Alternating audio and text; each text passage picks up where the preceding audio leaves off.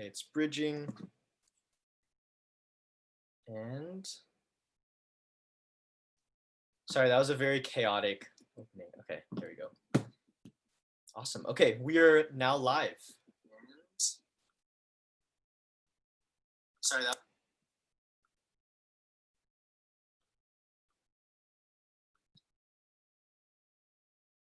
So we'll start in about 2-3 minutes. It takes time for the bridge, so there are folks that are just going to start hopping on the live stream. So we'll just wait 2-3 more minutes while folks join in.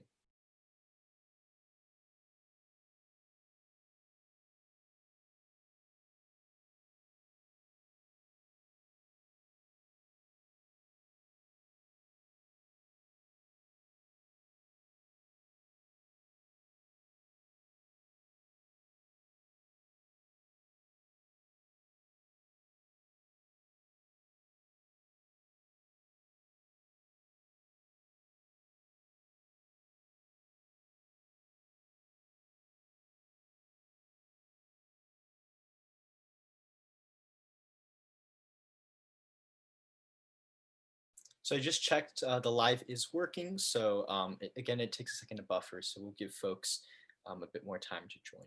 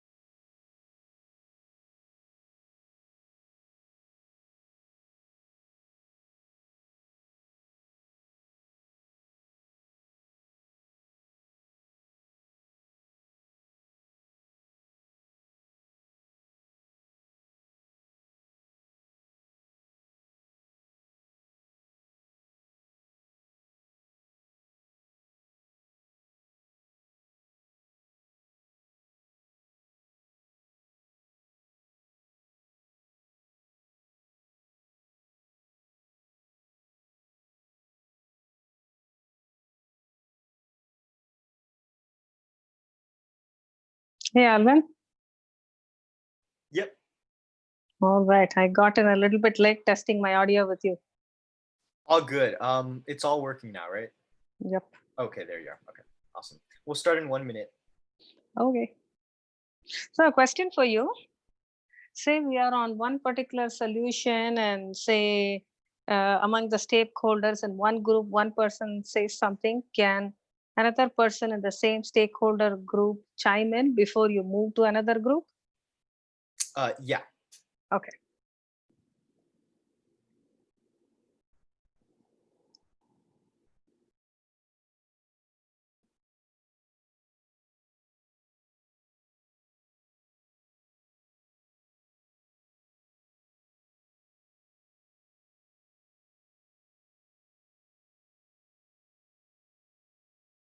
Okay, awesome. We'll get started.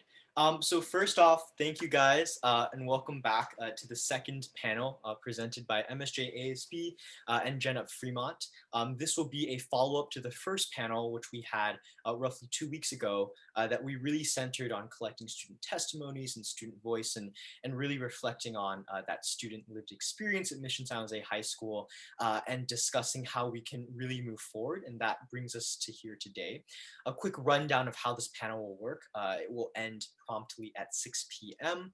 All the stakeholders today will be discussing solutions they've come up with to the issues, and then we'll be having a constructive and positive discussion on how we can implement and move forward with some of the solutions where there's a lot of overlap and collaboration. And after those solutions are presented, we're going to ensure that these solutions are acted upon and that real tangible change comes out of this. So that will be the structure of the panel today. In terms of the panelists, it will be ordered speaking as well. So the panelists will be raising their hand, and in the order they raise their hand, they will be open to participate during the discussion period. We have a few guiding questions set up for the discussion period as well. And prior to the discussion period, we'll be giving every single stakeholder group time to present and share their solutions. And after every group has presented, will we then move on to this discussion period.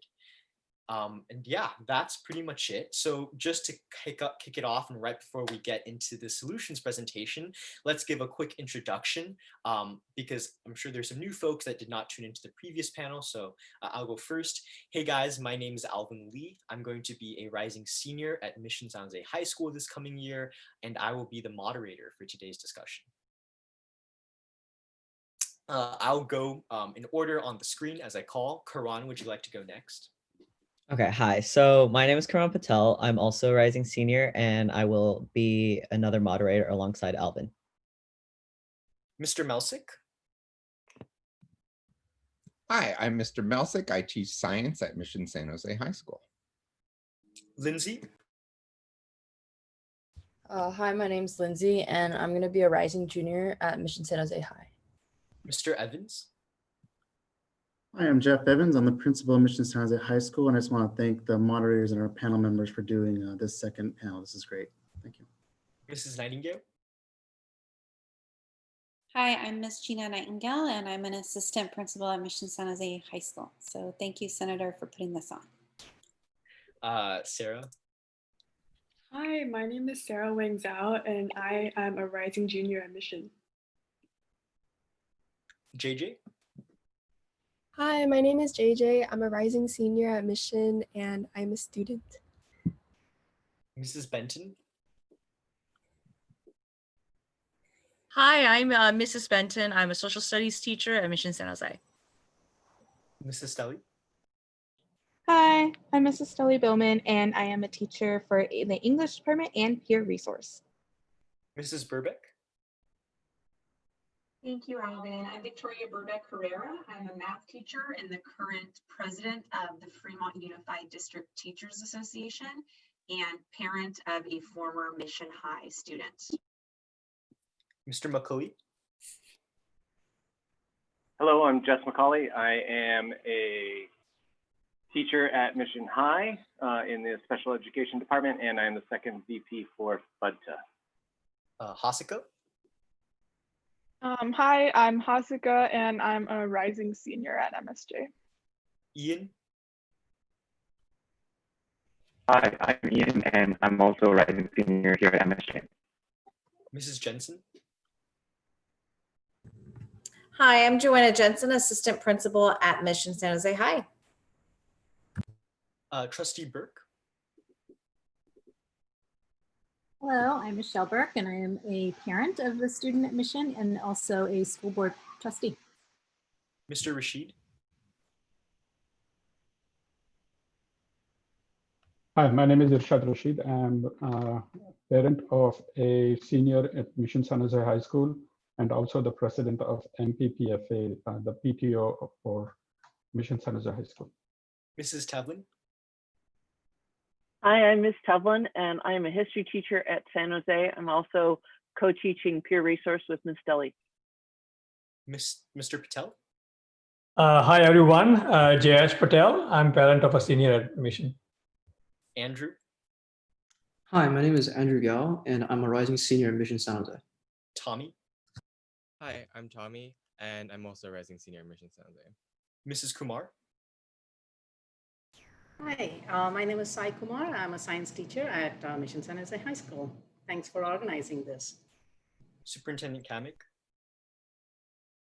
Thank you very much. My name is CJ Kamek. I am the new superintendent of Fremont Unified School District. I appreciate the opportunity to be a part of this today and look forward to listening and learning. Amu? Hi, my name is Mulia Harish, and I'm a rising sophomore at Mission. Mrs. Hall?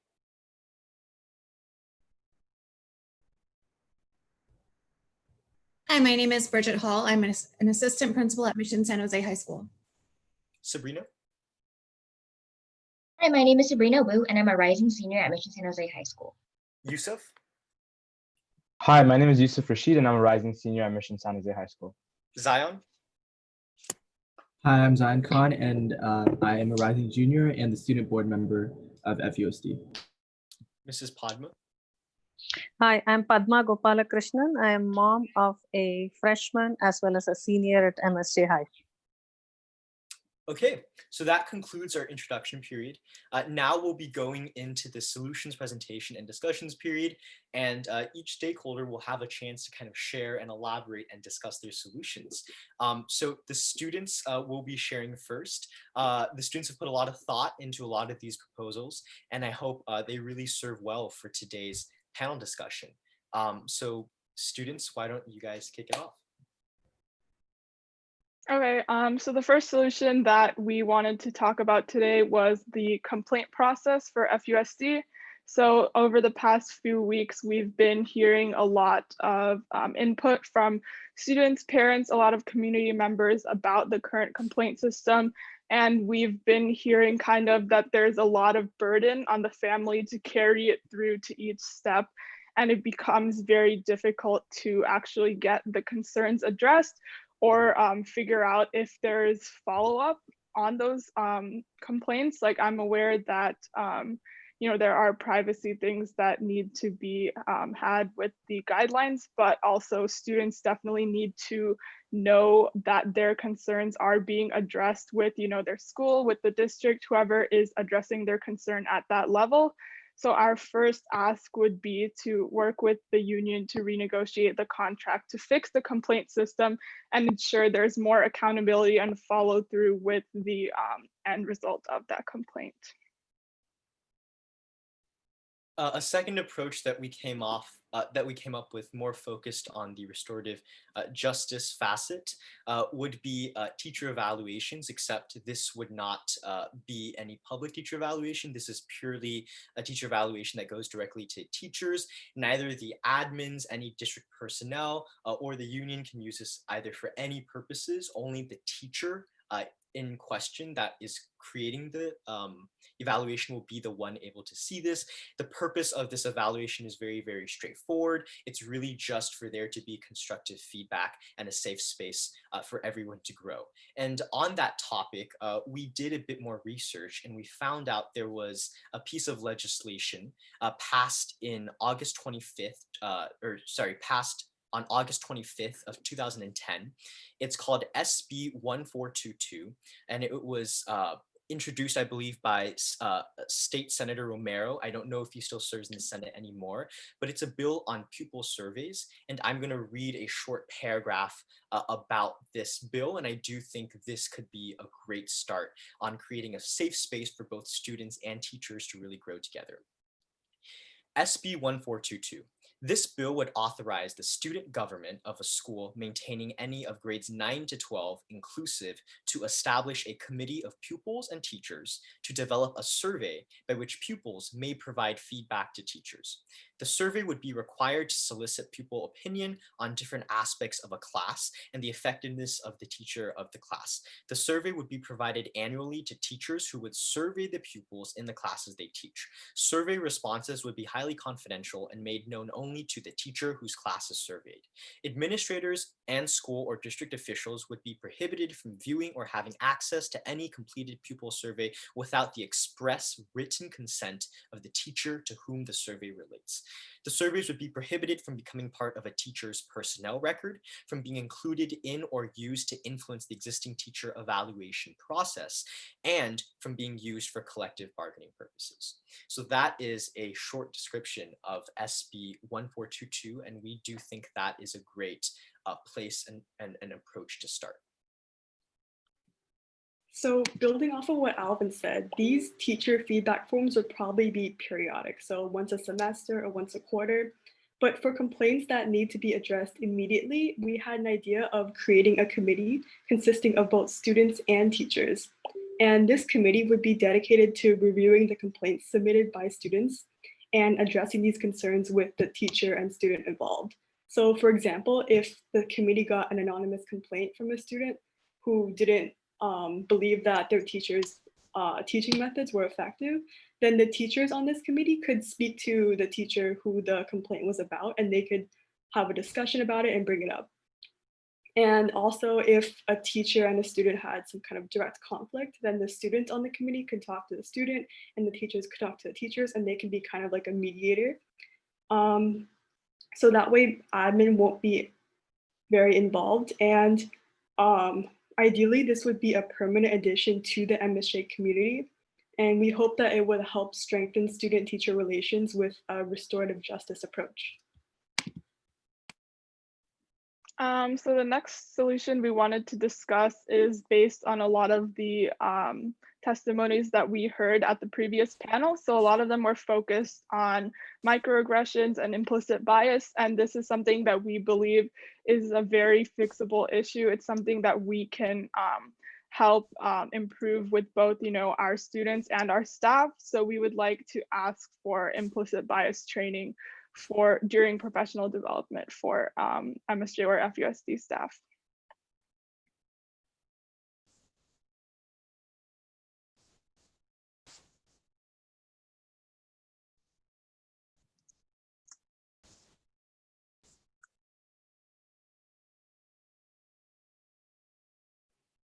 JJ, would you like to go next, Yusuf and Sabrina? Right. So something that we realized was a really big issue for a lot of students is, having the education and the language to really help address some of these racial issues that we're coming across a lot these days. And so then something that we really wanted to help kind of give our 2 cents in as students from the student perspective is what priorities, what we feel as students we would like to see in education going forward. And one of the main things that we want to see more of is definitely, having students be educated about racial history and being able to see their own identity in the curriculum being taught and having it become an active conversation with students. So then students can really understand the role that they play in the society that we live today, both in the context of history and currently. And something that I think we really need to prioritize is understanding that about 89% of FUSD students are non-white. And if students are really able to see themselves represented in their education, they're more likely to be aware of the racism that is present in our everyday lives and in the communities that we live in. And I'm going to pass this off to Yusuf to talk about how we can really include these topics in education more specifically.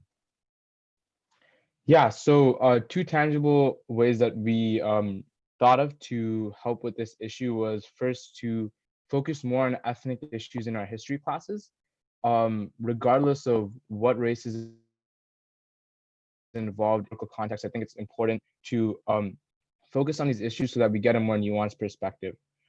In addition to that, we should also expand from a Eurocentric focus in our history class, because it's pretty apparent that other cultures in history are not taught about as often as our the general history about Europe and America.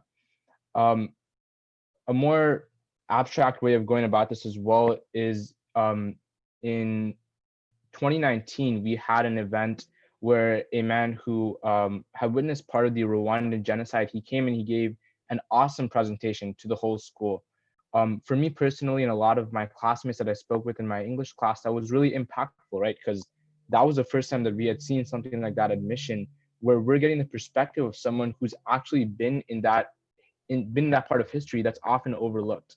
So I think having more events like that would be really beneficial to the student community in terms of us opening up our eyes to the issues that are actually happening out there. One thing that comes to my mind is the Uyghurs in China who are being oppressed there. So I think within our history class, that's one way we can improve this, by expanding from Eurocentric focus and focusing on ethnic issues.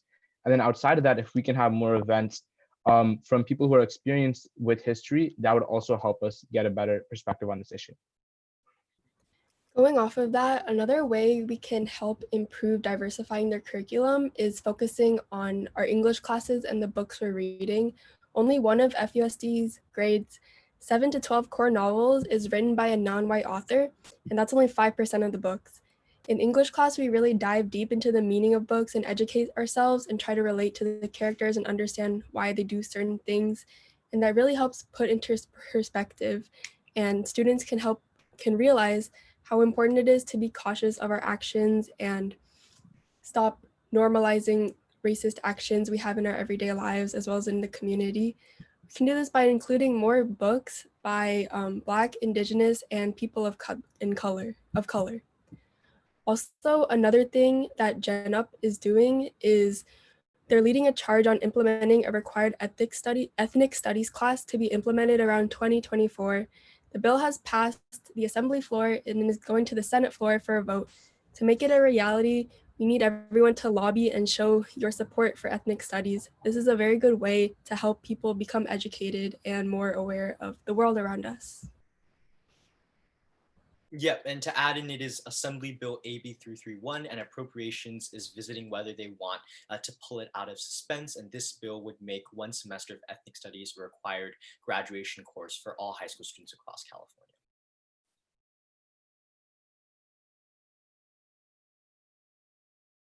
Ian? Hi, so yeah, I can go ahead and sorry, my camera's off because my internet's been pretty spotty, but this next solution is a task force made up entirely of students, and the makeup of the task force would be very diverse with students of different races, backgrounds, and interests to really give our younger students a truly representative glimpse of our student body.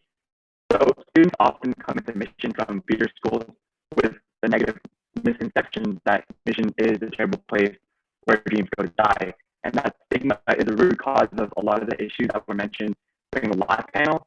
And the purpose of the task force would be similar to the alumni panel that Mrs. Padma suggested in the last panel, where current students would speak to younger students and talk about their definitions of success while giving the younger students a better idea of what Mission's culture is actually like. And this task force would in turn be working to address many of the issues at the student level, such as toxicity and the tunnel vision perception of success. Yeah, just adding on to that. So this task force would go around to all of the MSJ area elementary schools as well as Hopkins, and it would be comprised of a diverse background of students. So that would be diversity in both, race as well as their future potential career paths, to really show our younger students that, there is more to Mission than just like, STEM students and things like that. And the aim of this a committee of students would be really helping students kind of change their preconceived stigmas of Mission as a school prior to going into it, and really kind of helping redefine, what success means out of kind of our traditional purview of what success is. So that would be the responsibility of that task force and committee.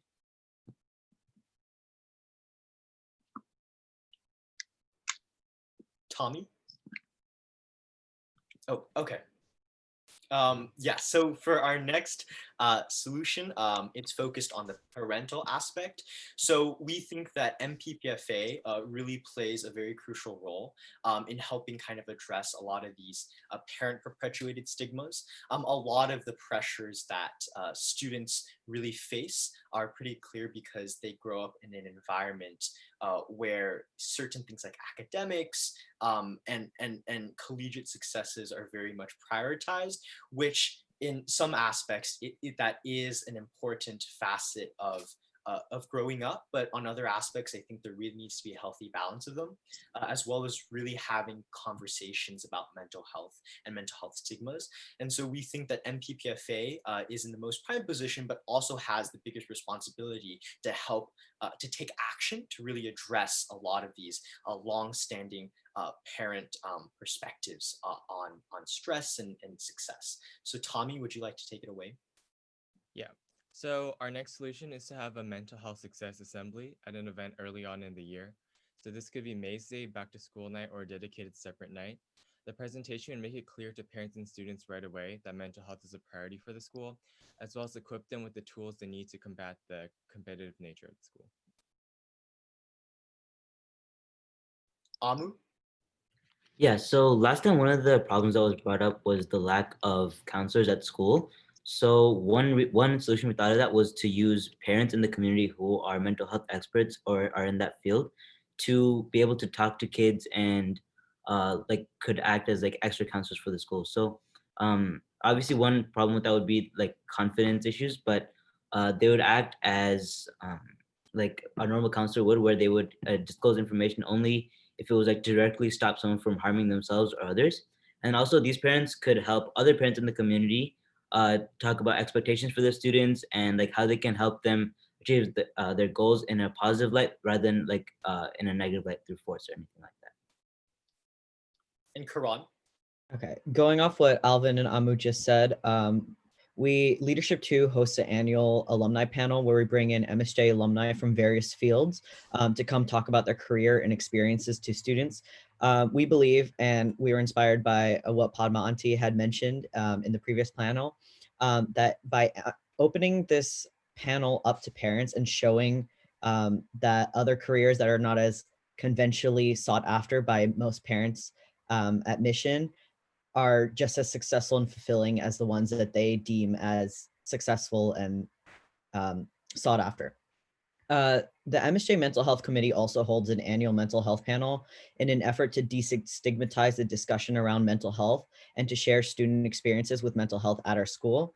The panel consists of students sharing their stories, mental health professionals, and teachers. So we also believe that opening up this panel to parents can help spark respectful and meaningful conversations about mental health between parents and their students.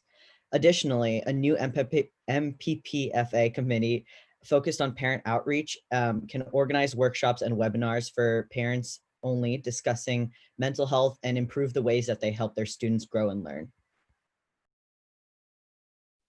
And that concludes it for the student solutions. We can now move on for the other stakeholders to share the ones that they've come up with as well. Mr. Rashid from MPPFA, would you like to take it away? Thank you very much, Alvin.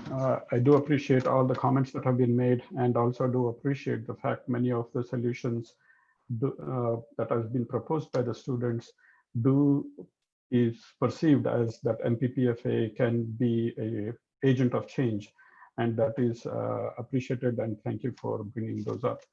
I do want to comment on a couple of points that were made specifically related to mental health. Mental health was an issue that is of significant importance to MPPFA. It's one of the major focus in the MPPFA, and clearly that even the efforts that we have done so far, while they have been effective, clearly has not been percolated or disseminated within the community based on the comments that we have seen that were made today. MPPFA already has a subcommittee and a chair that has been identified for student wellness. It is the focus of mental health. Historically, MPPFA has done events to help mental health. And in addition, MPPFA does fund a large portion of its budget to support for counselors within the school.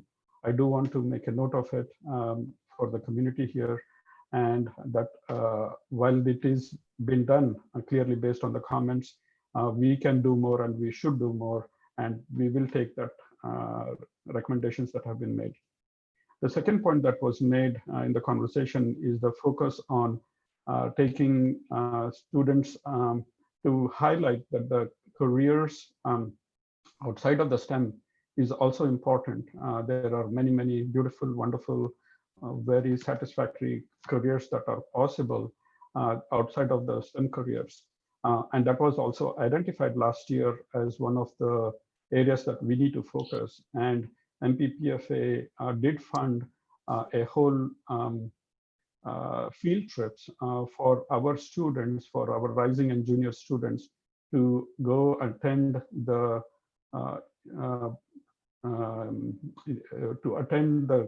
companies that can speak for non-STEM focus, along with the STEM focus as well. So in that field trip that was organized, we wanted to make it an annual event starting last year. That was one of the initiatives that MPPFA did. And unfortunately, because of the COVID, we, in fact, over the weekend, when the executive board met, we discussed how do we supplement or replace that field trip event that we had scheduled for the high school, for the junior and senior students. How are we going to organize it this year? So it is also in the planning, And I do personally strongly believe that that we should highlight non-STEM careers as an option.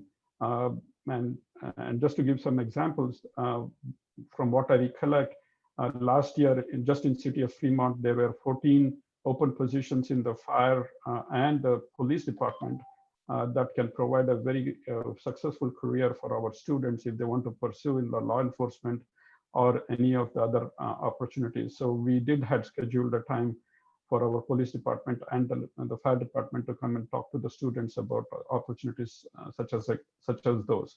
That is just one of the examples. So I do want to address the 2 points that were made so far from the students. Now, looking forward, what are the solutions can we bring to the table from MPPFA to address some of the concerns? So to address those, let me start off by saying one of the biggest challenges that we have seen and heard from the parents is when they bring issues to the teacher and that then escalates to assistant vice principal and the vice principal and so on and so forth. That process in whatever that may be is first and foremost very daunting. And number two is a fear that the parents have expressed over and over again about the fact that there may be retributions, there may be a negative pushback from them. There is that fear. I strongly believe that fear is completely misplaced. And I do want to share with you that on the executive board yesterday, when we had our meeting, we agreed that we will create a subcommittee within the MPPFA to first and foremost educate our parents on the process by which they want to go through. I do hear your very first request that you asked is to simplify and make the process less complicated. I think that is something that was echoed by almost every student that I have spoken to and talked to. Well, that is a purview of between the district and the FUTA, both of whose representatives and as well as the superintendent are here. I do believe that process has to be simplified. But whatever that process is, at the end of the day, MPPFA will take the lead in disseminating and bringing that process and demystifying it to the community.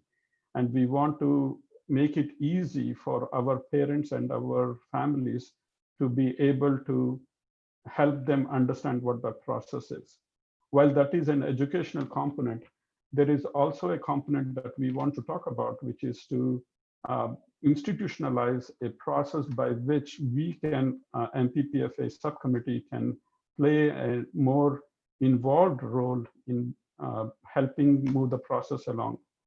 So what I found out was that if a parent wants a friend to be available or involved in bringing that that feedback in a constructive way, and if it is legitimate, MPPFA will allow the parent to sign a document with MPPFA that says they can get MPPFA subcommittee involved in helping helping them through the process, and MPPFA will then adhere to the strict confidentiality that may be required. It would be a prerogative of the parent to the extent that they want to get MPPFA involved, and MPPFA will participate in helping and first in educating and helping the family and the parents know that certain things, while they would like to see it happen, may not be possible because of certain regulations. So that would be a very tangible change that MPPFA will create a new subcommittee to make that process along. Then the second point is there was the second ask from MPPFA is that there is a perception in the community that the MPPFA teachers actively make an effort to deflate the grades, not inflate, deflate the grades, because there is an expectation that there can only be so many A's that can have to be awarded. I do want both the administration and the teachers to think about it. Is that necessary? Should should the grades that are being accorded to each of the students, should it be based on their individual performance, or should it be meeting some bell curve that is preconceived upfront? So I don't know whether there is any data to support this perception one way or the other. What the parents have brought to us is that one data is that other schools, other similar schools in the Bay Area do have higher number of grades that are A and B rather than what you see typically in Mission San Jose High School. Apparently, I don't know this personally, if this is true or not, but I was told that, for example, in Cupertino, they have over 100 students who are valedictorians, whereas historically, Mission San Jose had only maybe 10, between about 19 to 20 as a point of reference. So those are the two asks that, or two solutions that MPPFA has proposed. But we will, of course, look also at bringing the mental health focus back into the MPPFA more sharply. So those are my thoughts. Awesome. Thank you so much, Mr. Rashid, for sharing. One quick side note I'd like to add for the panelists. There was a request that when all the folks are sharing their solutions, if you're responding to a solution presented by another group, make sure you clarify that you're doing first. And so there's distinguishing factors between when they're responding to the solutions presented versus when you're offering the solutions put together by your group. So if all the stakeholders and panelists could do that as well, that'd be awesome. So we'll now move on. Next, we'll call on the other parents here today. Mrs. Padma, would you like to go? Sure. So I've discussed these solutions both with Jay, who is here, Jay Patel, as well as with other parents on the smaller WhatsApp groups. And we would like to talk about 3 different areas for solutions today. I will speak about 2 of them and Jay will address 1 of them. So I will go first on the aspect of students' mental health. Based on what I see, I think parents, including me, feel that we are not a significant contributor to a student's stress. However, when I asked my own child last week, what do you think is the contribution to your stress from teachers versus parent? She assigned a pretty significant number to the parent. So the number assigned to me was 50%. So given that it is a big number, I do realize that I was oblivious to it, and my instinct tells me that I'm not a major contributor. However, if we expect teachers to be able to hear students and address the issues that are causing stress to the students, it is our responsibility as parents to do the same, to listen to students and understand what is going on, rather than pretend that this is not a real problem. So just like we heard from students in the last panel, where they contributed their stories to to microaggressions as well as student stress, why not we have a panel where we hear from students on what parents can do to reduce their stress, whether it is directly the stress that we contribute or it is stress that they are experiencing from other areas that we could help them solve. I think we need to hear from students so that it can be a moment of reckoning for us as well. So perhaps MPPFA can hold such a panel, given that they are the parent organization of the school. So based on what we hear there, parents need to self-reflect and have a continuous conversation on what we should do individually. Maybe that is also something where we can get some guidance from experts or from MPPFA and see what parents can do at home to reduce the stress for our children.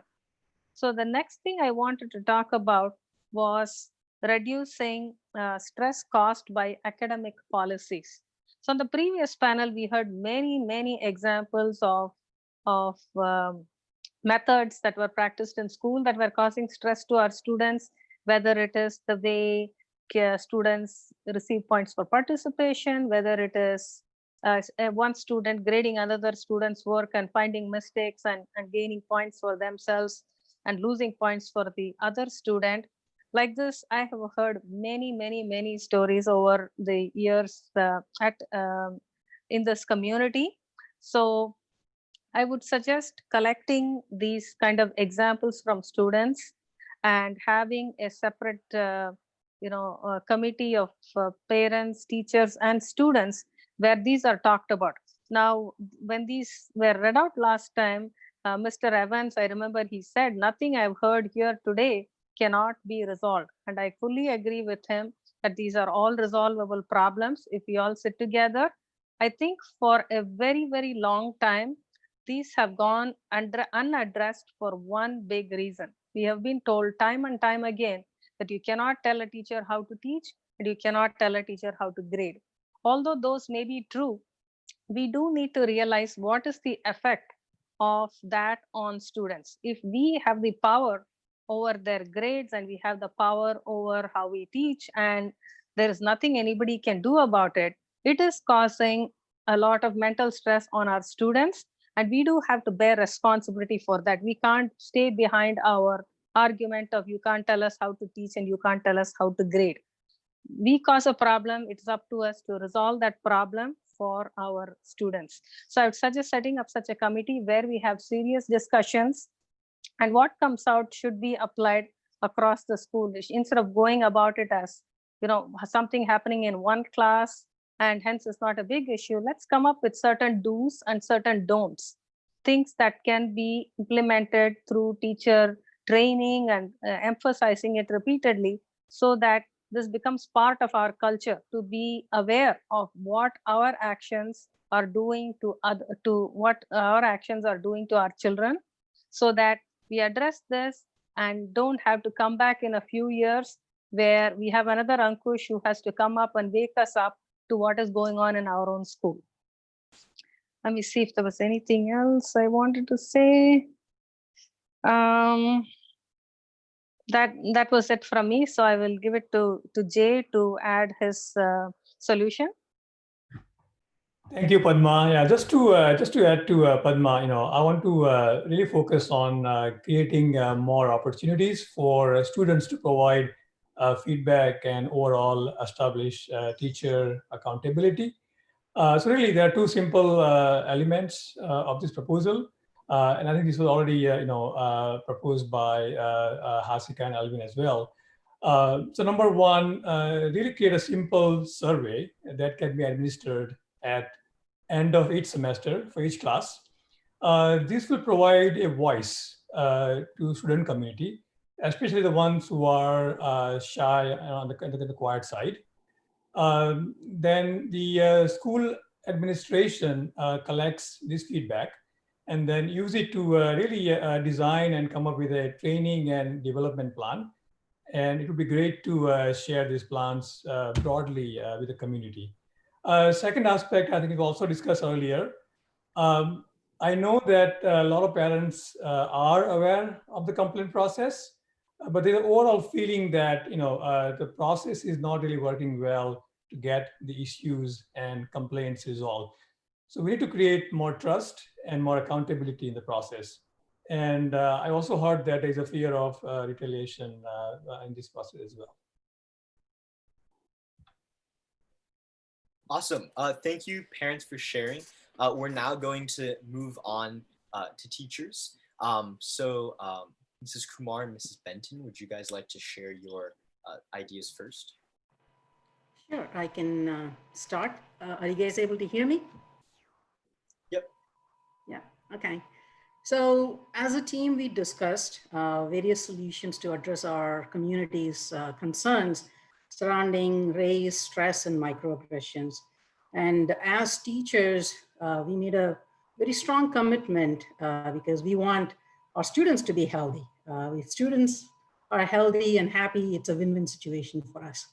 So as teachers, our promise is to review our current curriculum and within each department, of course, and will consciously put an effort to create a curriculum that addresses certain topics, but not limited to those, but I will read what those topics are. And we want to make sure that we do this by October 31st.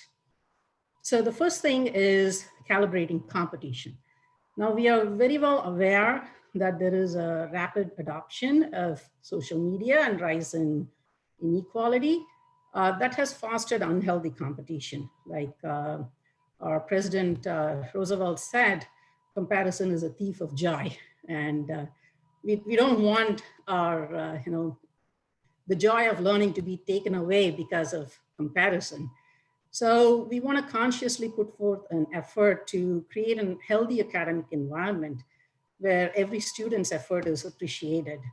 Now, one of the ways, again, this is one of the ways, we are looking into different ways, and we will also be discussing further in our PD, which Mr. Evans will talk about. One of the ways would be for us to create a healthy environment by aligning our priorities. Simple things like practicing living in the moment, living in the present, just every single period, and reminding ourselves as in teachers and our students to just simple things like, taking a deep breath, inhale, exhale, smile, realigning priorities. So that should definitely help us understand and calibrate what competition really is and how much of it is healthy and how much of it is unhealthy. So that's one thing. And the second thing is it goes in line with some of the parents and students have shared, which is creating a healthy feedback mechanism. Now, we want to create some form of positive and healthy feedback mechanism that fosters open communication between teachers and students. Now, feedback mechanism may look different for different subjects and different classes, but our main goal is to have open two-way communication where students feel safe to talk to us and safe to learn from us and learn from each other. The third thing is shifting the power of grades. We all know that teachers are entrusted with grading. It is a responsibility, but we also agree that this responsibility can be a borderline that can cross into power. So that's not healthy. So to ensure a balance in power, we will guide our students to design their own learning.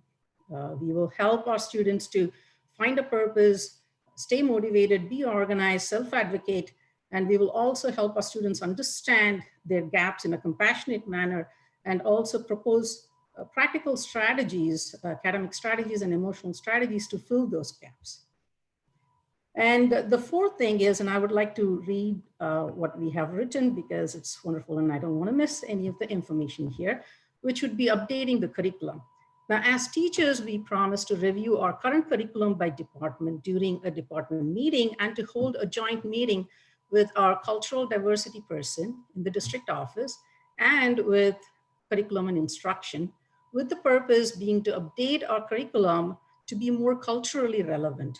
This could include looking at an event from multiple perspectives, including the perspective of person of color. This could also include adding in articles and using primary source documents written by person of color. This could also include highlighting contributions made by person of color to a subject. This could also include the integration of English novels written by person of color of the district approved list into our school supplemental list and purchasing such novels for teacher use. Now in sciences, this could mean racial inequalities relating to, say, environmental related disease research, and empathy-based design and innovation curriculum. So that is our fourth solution. And the fifth solution is managing stress for the teachers. I rewatched Mr. Rogers' beautiful Day in the Neighborhood, and he says, attitudes are not caught, it is taught. So, it's a very profound thing what he said. we can create a safe space, and we want to create a safe space, and that is our goal. But creating a safe space and for the students require a safe space for us. So we want to work towards, as a school, creating a safe space and a sound support system for teachers so we can promote safe space for the students. We have few ideas and we would like to hash those with the admin, and as a team, admin, counselor, and teachers will work on this during our professional development. The last solution is building relationship, which is extremely important for all of us. We want to take, especially this year, we are going 100% online. We want to put forth a very conscious and serious effort. We want to take the first 3 to 5 days to make connections with our students. We want to promote deeper and active learning through meaningful conversations and connections. So net is this from our teacher's side. We want to say that these proposed solutions are towards greater understanding between members of the community. And we are definitely looking forward to continuing these conversations throughout the school year. So thank you so much for providing us the safe space so we can share our thoughts and perspectives. Awesome. Thank you so much for sharing, Mrs. Kumar. Mr. Evans. Hi, thank you. As I heard this list, it's amazing how many intersections there are from our thinking, from parents and students and staff. And so I look at these things and I think that we're all on the same track. So I'm really excited for the opportunities we have ahead of us to accomplish these goals. Some of the larger scope things that we're looking at and we've been communicating with the panel members, some students and teachers. One of the big ones is creating what's called an inclusion council. We've been working with some of the ASB leaders that we have here on that inclusion council that's going to be shared out this week to parents, students, and staffs. And this inclusion council is going to be made up around 5 or so parents, 5 or so student or staff, and around 7 to 10 students. And we want a diverse range of people on that council. The council will be put into our school site plan so that it is codified. It's not that this is the thing of the month, so we do a couple meetings and it goes away. We want this to be around, sort of similar to like a school site council, something that continues. The purpose of this group will be to come together and have a conversation about what's going on. They'd meet monthly. They would their first objective would be to create some norms and create some a list of what they want to accomplish, what their goals are, and then some action items. So they would meet, they would do that, and then each group within that would also report back to their constituency. So the parents would, there'll always be a Mission Possible parent on this group, so they can report back to Mission Possible to where Mr. Rashid was saying, and I think Padma was talking about creating some alumni panels to talk to parents. These parents would do that. They'd work with the parents to share out what the conversations are about at school. The students would work with other student members, maybe during read meetings, advisory, or something online to share out what the conversations they're having there. And the staff would share out at staff meetings, these are the concerns that the parents and students are talking about, what can we do to address these? So they would be sharing out to their communities, coming together to work on issues that they have, like the fear to talk to a teacher. What's behind that? How do we fix that? How do we address that? And then those teachers on that panel can go and talk during a staff meeting about, these are the concerns that we're having. How do we fix that? So that's a big council that we want to get going very soon to keep the conversation going, because we know that things come up. This time in 2 months from now, we could be dealing with a whole totally different situation. Hopefully not, we've had enough of those. But we want to make sure that we have this council whose objective it is to set some standards of what they want to accomplish with the communication, the relationships, and the trust within our school, and some action items to make sure we're doing something about that. So we should be sending out, we have the verbiage for our emails for students, staff, and parents. We're going to be sending that out. We also have a Google form that's going to be accepting applications for that panel. That will also look at things like the complaint process. Obviously, we need to do a better job of communicating the complaint process and how that works. That could be something that they can tackle immediately. We are also dedicating a lot of our time in staff development. In fact, the first day we come back to school, the staff comes back on the 20th. We're spending almost that entire day just talking about we're going to watch the panel presentation of the student comments. We're going to have a conversation from staff about everything that's happened. And we're also going to allow time within departments to talk about what they can do this would be to address the part about, I think Sabrina had mentioned it and JJ about creating inclusion in our departments. So we're going to have that department time for teachers to look at where they can create some more intersex for our curriculum. And that's every department. That's not just history and English, that's every department. And then we're also gonna have opportunities to do some cross-curricular things as well. So we're spending a lot of time on that.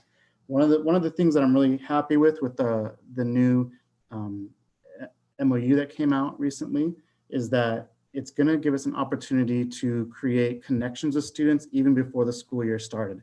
So on August 21st, our teachers will be sending out their syllabus to students, just that, hey, this is who I am, this is my policies.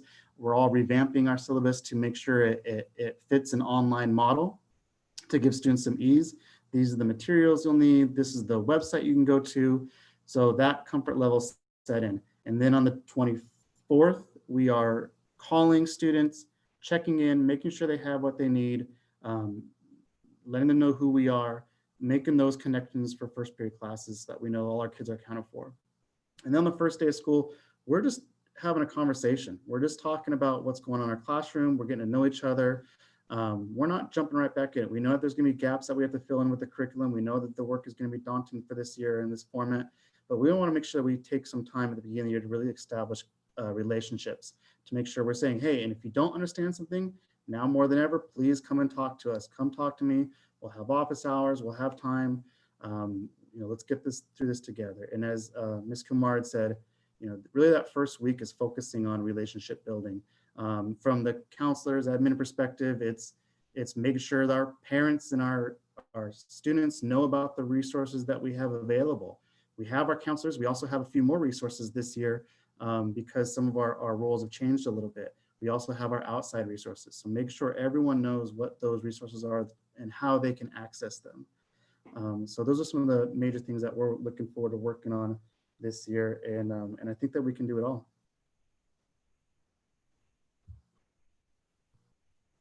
Mrs. Benton, would you like to go as well, or did Mrs. Kumar cover everything? Yeah, for efficiency's sake, we actually had Ms. Kumar just cover all the stuff that we talked about in a group. So we're good. Thank you. Okay, that's awesome. Mrs. Burbeck, would you like to go next? Thank you, Alvin. Just in sharing a few of the things that that FEDTA has been looking into. One, recently it was brought to the board. Obviously, we have really extraordinary circumstances right now, but the state did come through tentatively with an extra $40 million in funds actually for Fremont Unified this year.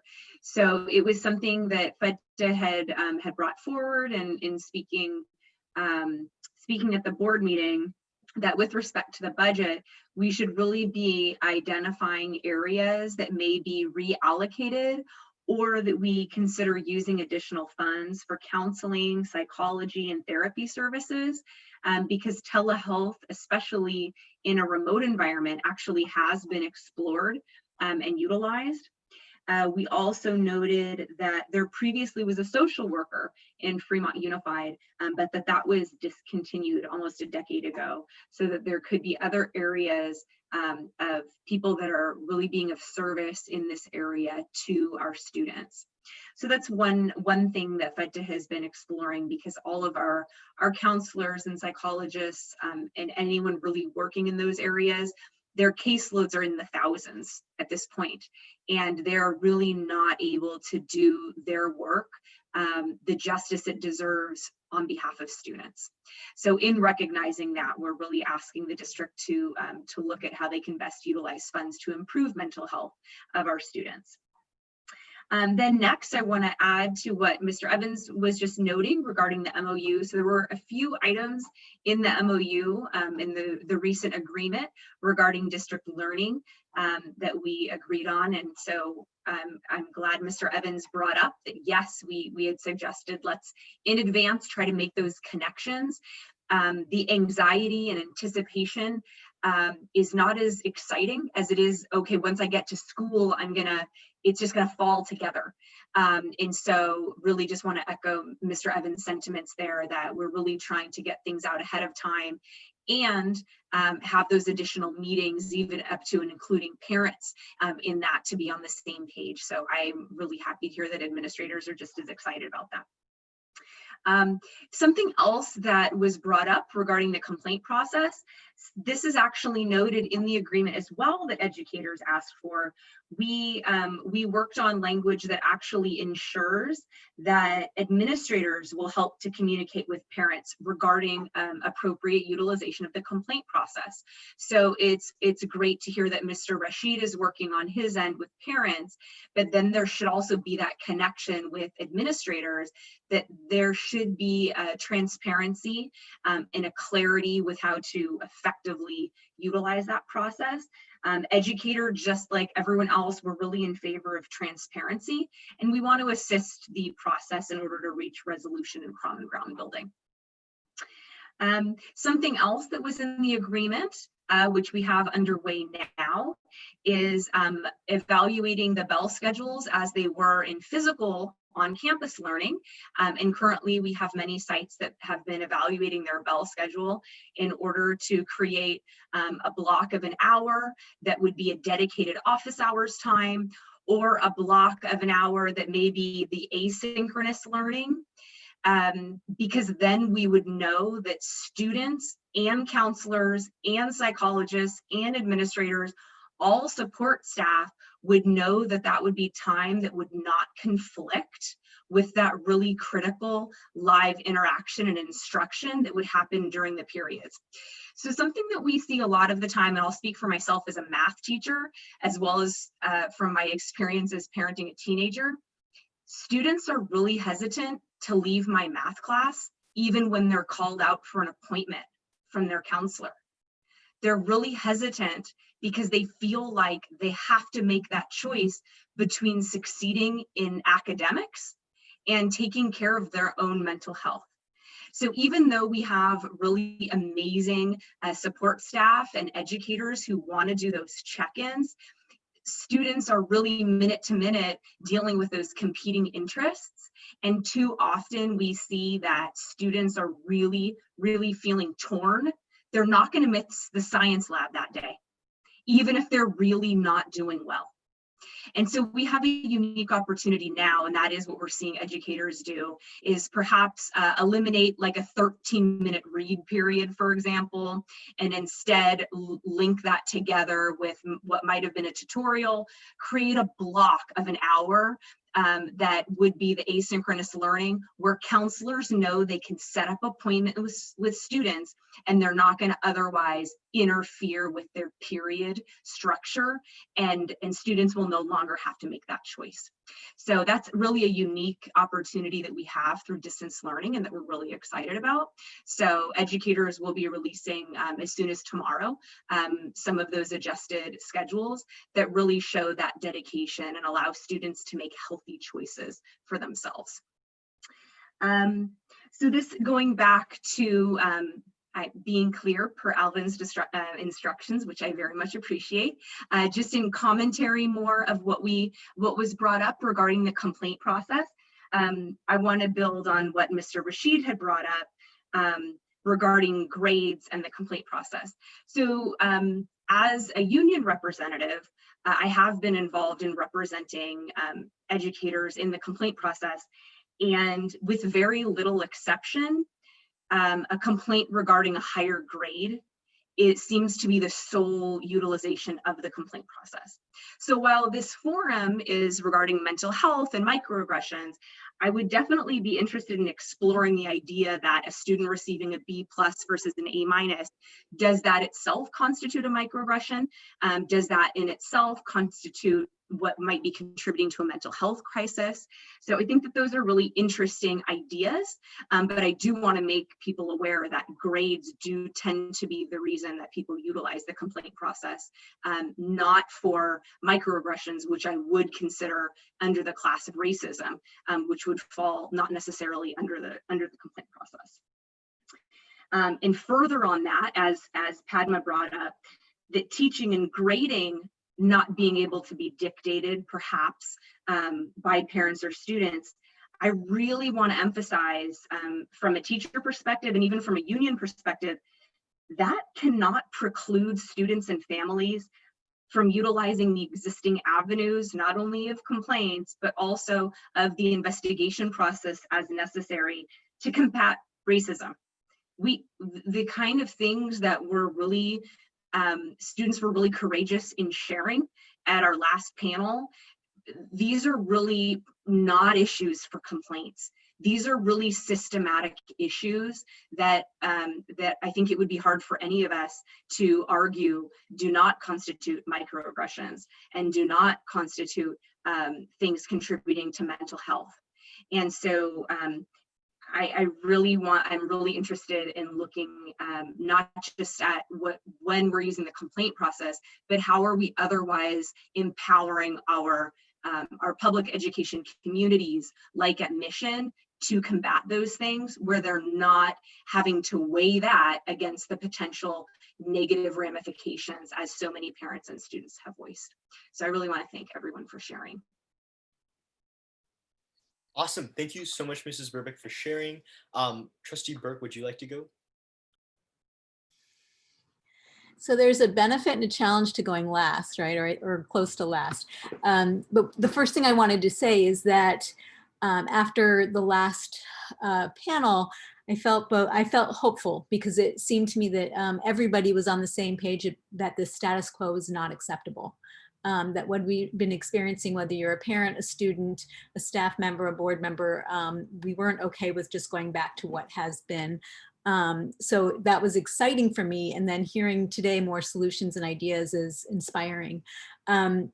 Some of the solutions that I've written down are either building upon comments that have already been made or kind of supplementing them, if you will.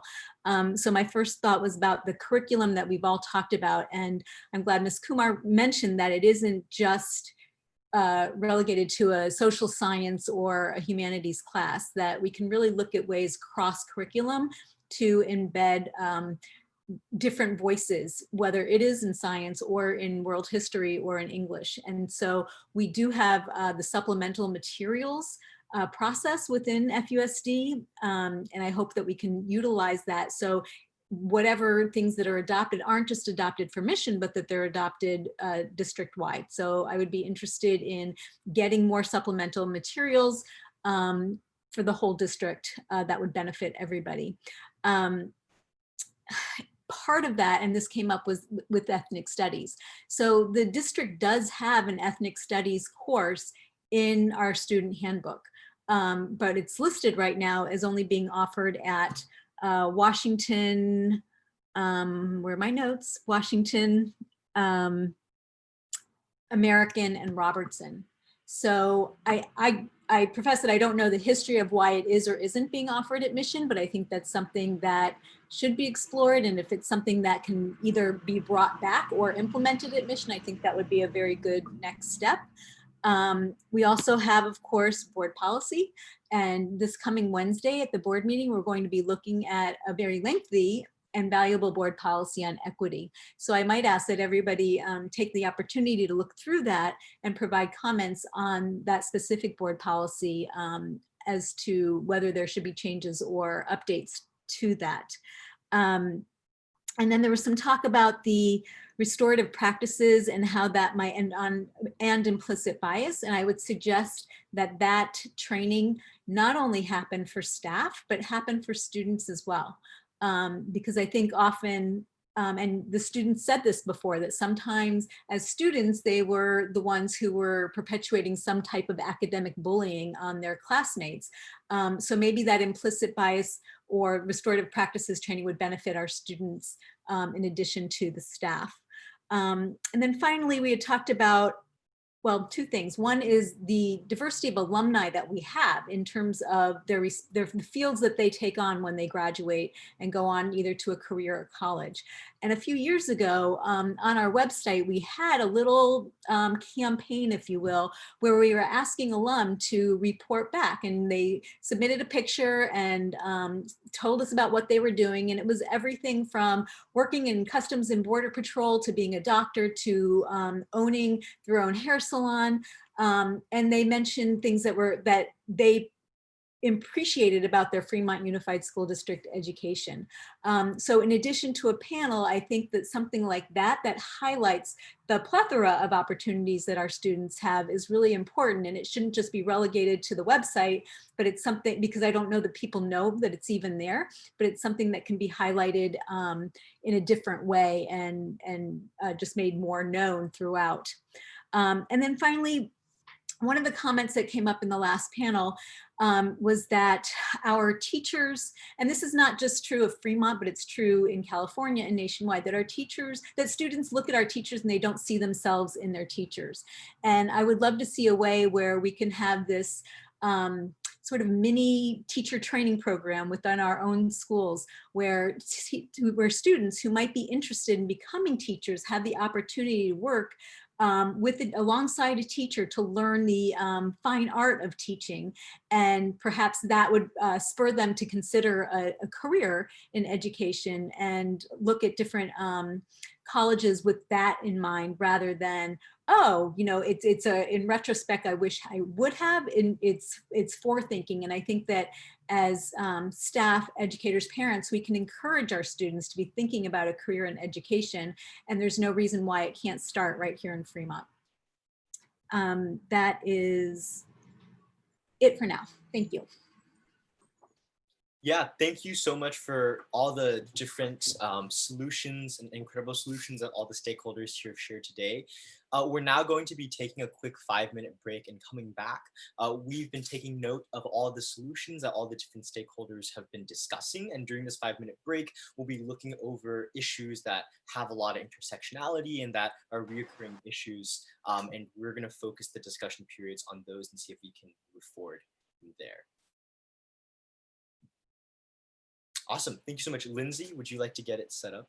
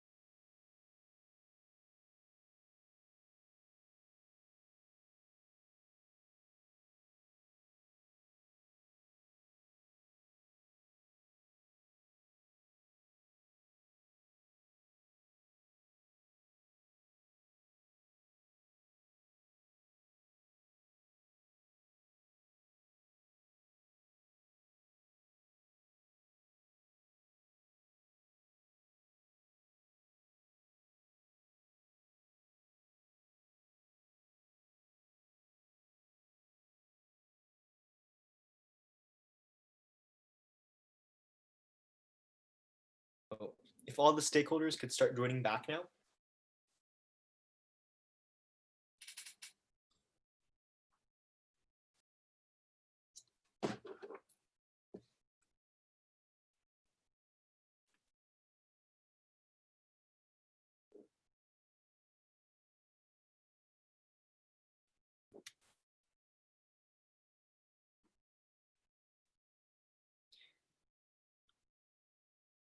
Awesome. We'll give everyone 1 more minute and then we'll start.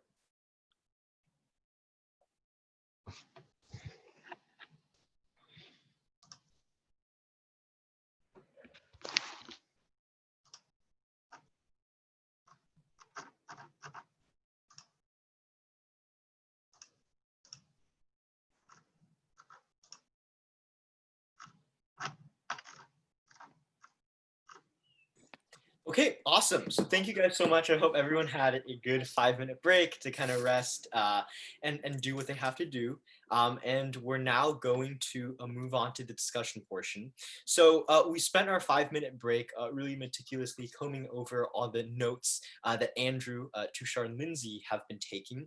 And we've kind of decided that there was a lot of solution crossover in 3 major areas. They were feedback and accountability, diverse curriculum slash, diverse curriculum slash microaggressions, all of those, as well as mental health. So those are the 3. And we're going to go from the first to the third. Depending on time, we may not get to the last one, but we'll start with the first one, which was feedback and accountability. I know Mr. Rashid wanted to speak first from earlier, so Mr. Rashid, go ahead. Thank you very much, Alvin. I do appreciate it. So I do want to echo something that Victoria mentioned. It is understood that the complaint process that is being used is typically has been used in the past to try to affect a change in the grade that a child may have received.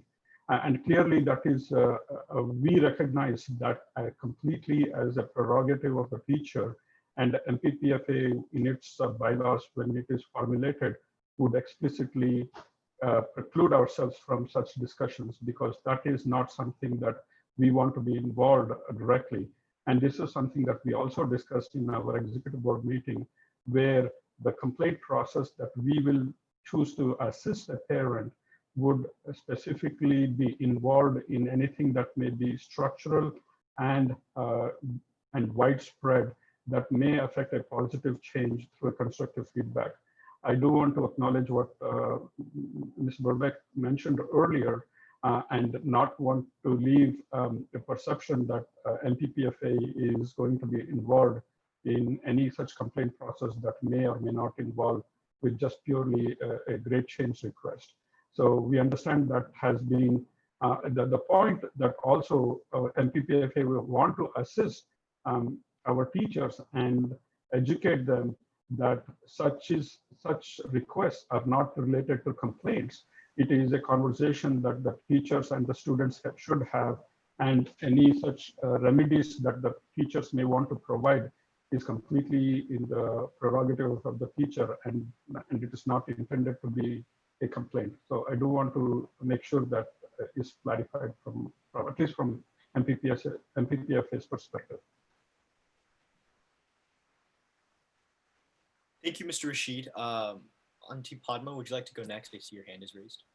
Yes, I actually heard a lot of us talking about the same topics. However, I don't think we are necessarily on the same page at all on several of these things. So let me go down the list on that. So the first one was about students providing feedback to teachers.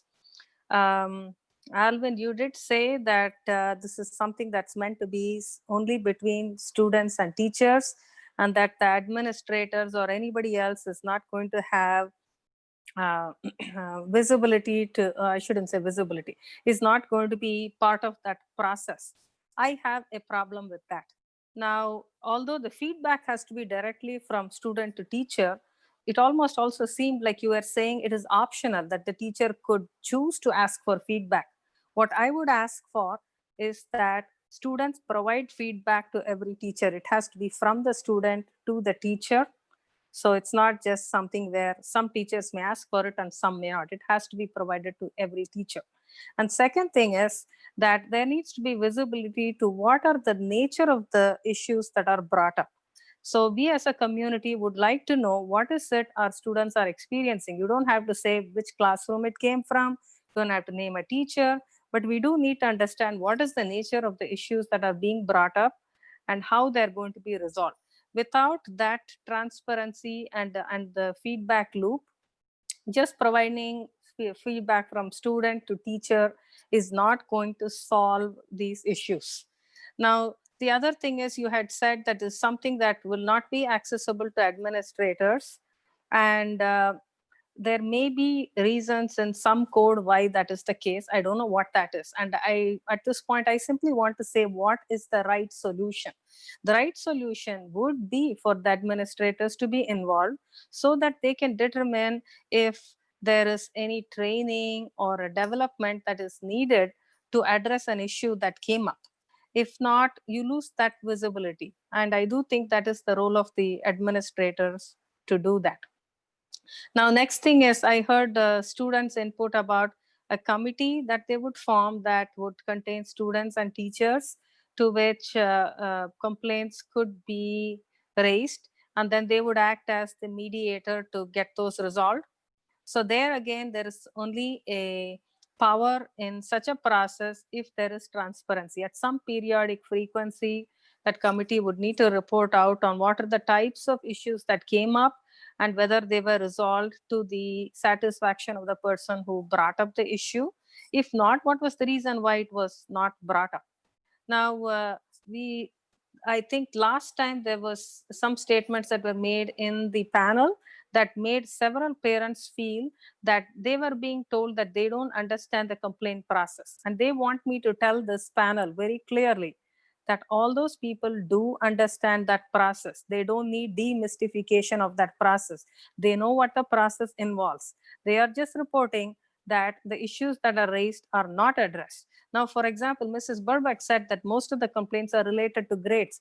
I don't know that because I don't know how many complaints are being filed and what is the nature of the complaint. It is just one person's word. I would like to see these. The district put out a report or the school administration put out a report saying we got 10 complaints, of which 7 were related to grades, 2 were related to something else, and the third one was something else. There is no point of having a process, a complaint process, in which something goes in and we don't know what comes out of it. So that process has to be resolved, and whatever it takes, if that means, like Hasika mentioned, renegotiating that part of the contract, that needs to be done. And the other thing I want to say about the complaint process is it's currently a discussion that only happens between FUSD and FATA on what that process will be. Students are stakeholders. They are the affected party in the complaint, and parents as the guardians of the student are affected party as well. So when this process is renegotiated or rewritten, students and parents need to be part of this process. If we are once again excluded from this process just because FATA is represents the teachers and FUSD represents the employer, once again these problems will not be resolved because we are not part of that discussion. Now, I did hear about most of the complaints being related to grades. Now, grade is what is the result of things that are happening. So you may think of it as a complaint about a grade, but actually what the parent or student is complaining about is practices that are leading to grades that they are challenging. For example, there have been cases where extra credit is given only to students who score 100%. I don't know why a student who gets 100% even requires extra credit, but that was a policy in that particular classroom. Next, if you take this going up to the board to get participation points, it is not simply that process, it has consequences. Now the person has to go to the board as fast as they can, but they cannot run. So it is the judgment of the teacher on whether that person ran or simply walked really fast. And if two students collide and the person who falls down is now blamed as the person who caused an event, and they can't participate in participation points for the next 1 week. So it's not just it's not just the grade, but these are all the actions that are leading up to the grade that people are contesting. So we need to look into the academic policies. Like I mentioned, what are the academic policies in the classroom that are leading up to grades that the students are challenging? And when you see a complaint about grades, please don't think that it is the parent alone who is complaining. They are responsible for their student and they are complaining on behalf of their student. So please take that into account when you see a complaint. Next, I wanted to talk about Mr. Evans. You mentioned about an inclusion council that will contain parents, teachers, and students that would come together monthly, determine what their norms, goals, and actions would be. I would like to understand how, if that is different from what the students talked about, where they would have a committee where students can report issues and they get addressed. Are we talking about the same thing? Are we talking about different things? And are there certain things that the inclusion council would not take on and say, hey, this is out of my purview and hence I'm not going to be involved? I'd really like to know more about what the agenda of that council would be, what the intended purpose would be.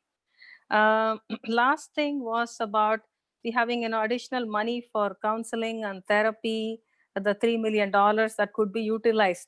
Please, like I asked last time, let's focus on prevention of mental health rather than addressing the mental health issue after it happens. What is it we can do as a system, as parents, as students, as teachers, as administrators, to reduce the stress level of the students?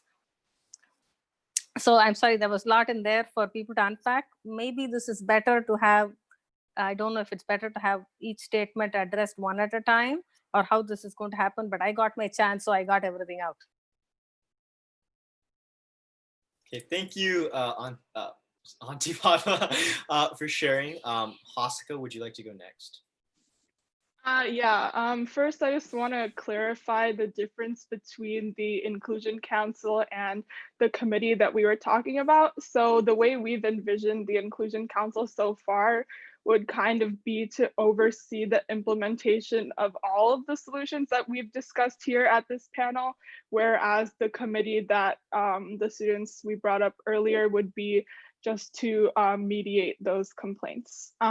So next, I just wanted to talk about what we were discussing earlier with the feedback forms. So while I do agree the ideal solution, I guess, would be to have more stakeholders involved and make that information about what are the issues there very clear and transparent. I think that would be the ideal solution, so our community really knows what we need to improve on. But also, if the only way we can have those evaluation is to stick to the bill that Alvin brought up earlier, I think we should at least do that. And I'd like to definitely hear from a FUDTA representative later what their thoughts on implementing this feedback process is, because this is definitely one of our main issues that we want to focus on as students. Thank you, Hasika, for sharing. Mrs. Benton, would you like to go next? Yeah, I think mainly I just wanted to talk a little bit about what Ms. Padma brought up about the process for complaints. And it seems like there's sort of two things that we're addressing, and one is feedback and the other is complaint, which is two different things. So I think that I don't really know like if it should be separated or like if the two processes at some point need to like kind of cross over with each other, or they should always be kept separate. But I think it's important to sort of distinguish that, because if a student makes a feedback in the classroom, I see that as a teacher as more of just a suggestion for what might help them to do better in the class.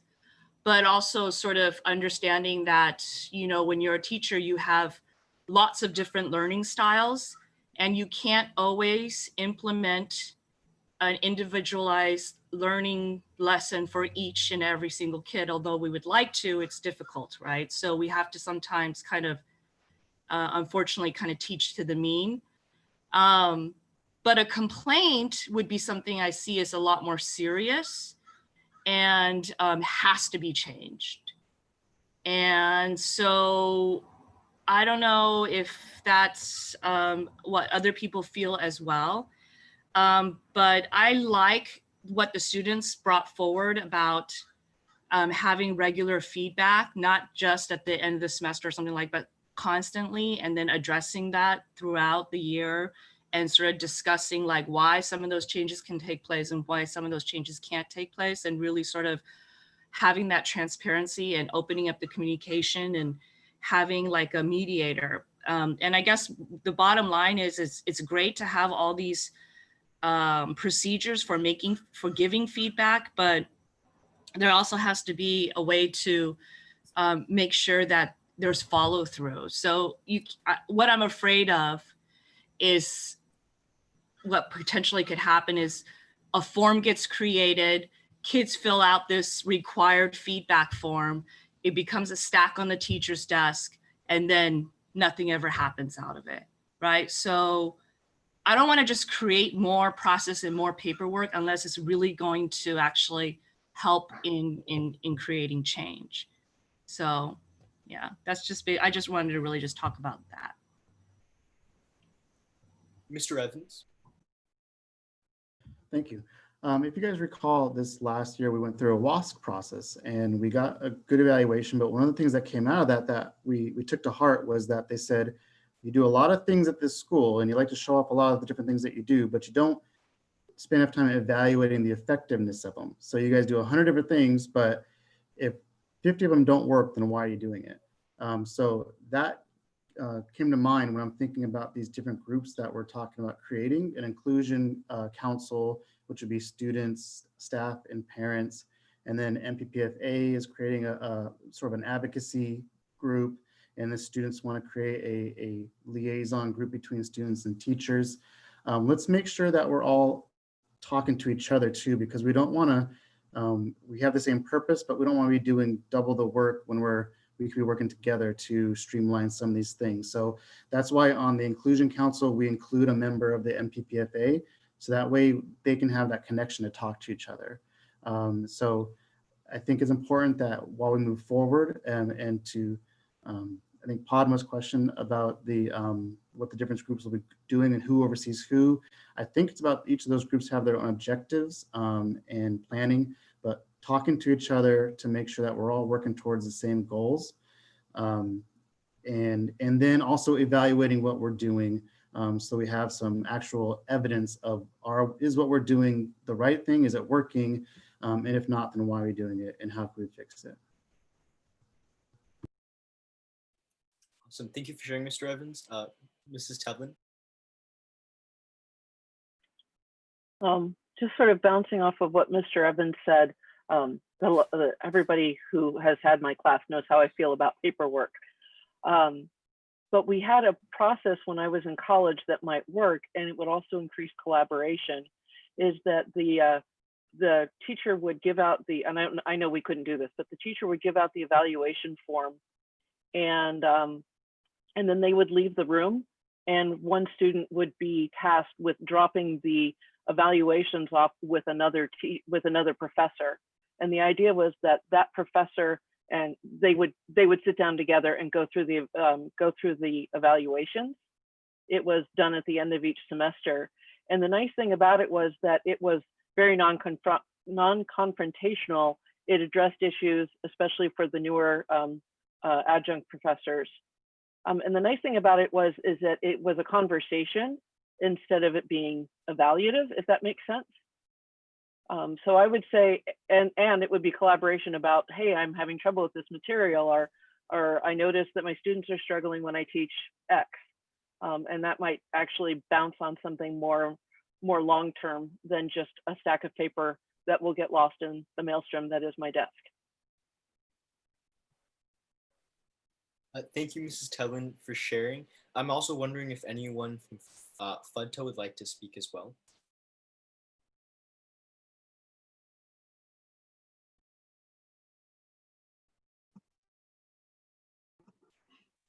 Alvin, do you mean specifically with Hasaka's discussion of the committee, or what? Yeah, Hasaka's discussion on the committee and the evaluation / feedback forms. Yeah, so I think that it would be a really wonderful idea to explore what was discussed as that joint committee that would meet to create a feedback form, and giving that feedback form to students in that way and having the teacher collect and read it. I think that would be the kind of self-reflection and self-improvement that we all would hope for.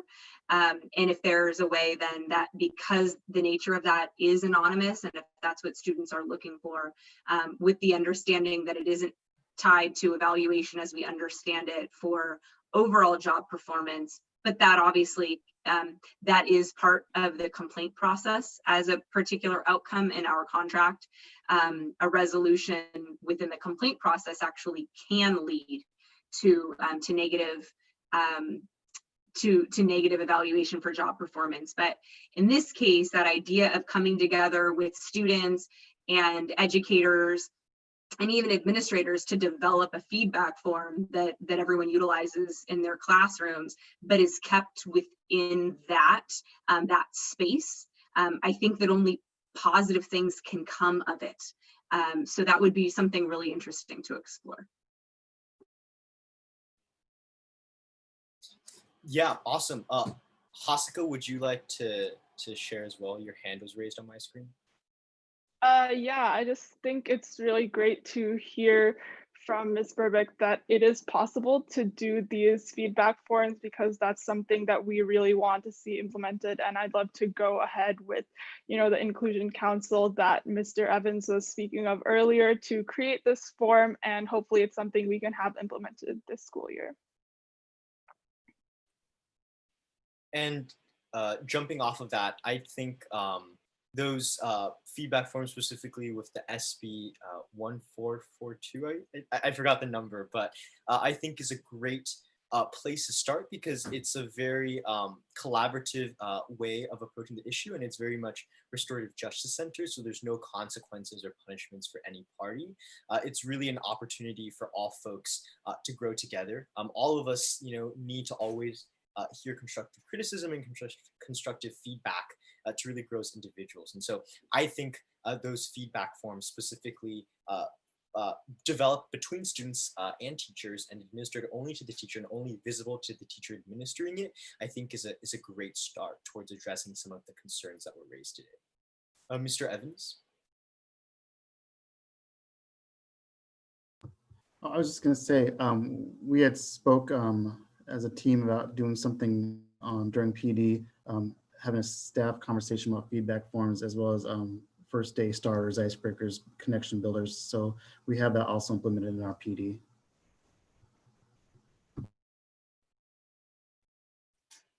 Gotcha. Would anyone else have any last thoughts to share on this topic before we move on to the next one?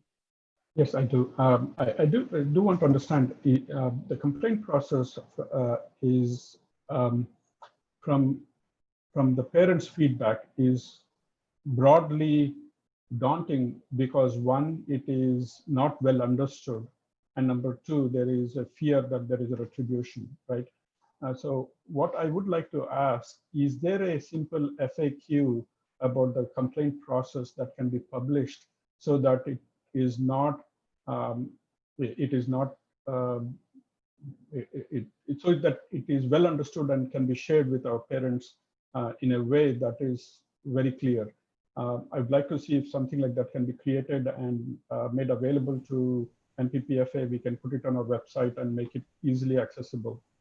Number two, I do want to hear from the district and from the teachers that why is there such a long-standing perception that there is a retribution, and what can we do to alleviate that? And as a group, we are all committed to making sure that any such issues that are brought up are not going to be used as a way to push back on the parents. So I'd like to see that being addressed. Thank you. Mr. Evans, I'll give you a chance to respond to that. Yeah, I think an FAQ would be great. We can probably work together and get some feedback, because I'm hearing a little bit from Padma, who said it wasn't the process of the complaint process that they didn't understand. They understand that they just didn't like the results of it. So maybe we can, and then you're saying, you know, we want to learn more about the process or some of the problems with the process. So maybe we can figure out what the questions are. We can provide an FAQ for those questions. That again, that might be one of the first things that the inclusion panel or the new MPPFA group wants to look at as well. So I do want to address the points that Padma brought. What Padma is talking about is for those parents who invested time and understood, went through the whole process, they came out that for them it is not mystifying. But I can also tell you that the MPPFA has heard from many parents where just understanding that complaint process would demystify it a lot for many, many, many parents. So I think both of those points are valid, and I do want to share those. Yeah. But I do want to make sure, is there any comments as to why parents think that there is a retribution or a pushback from the teachers when the complaint is brought up?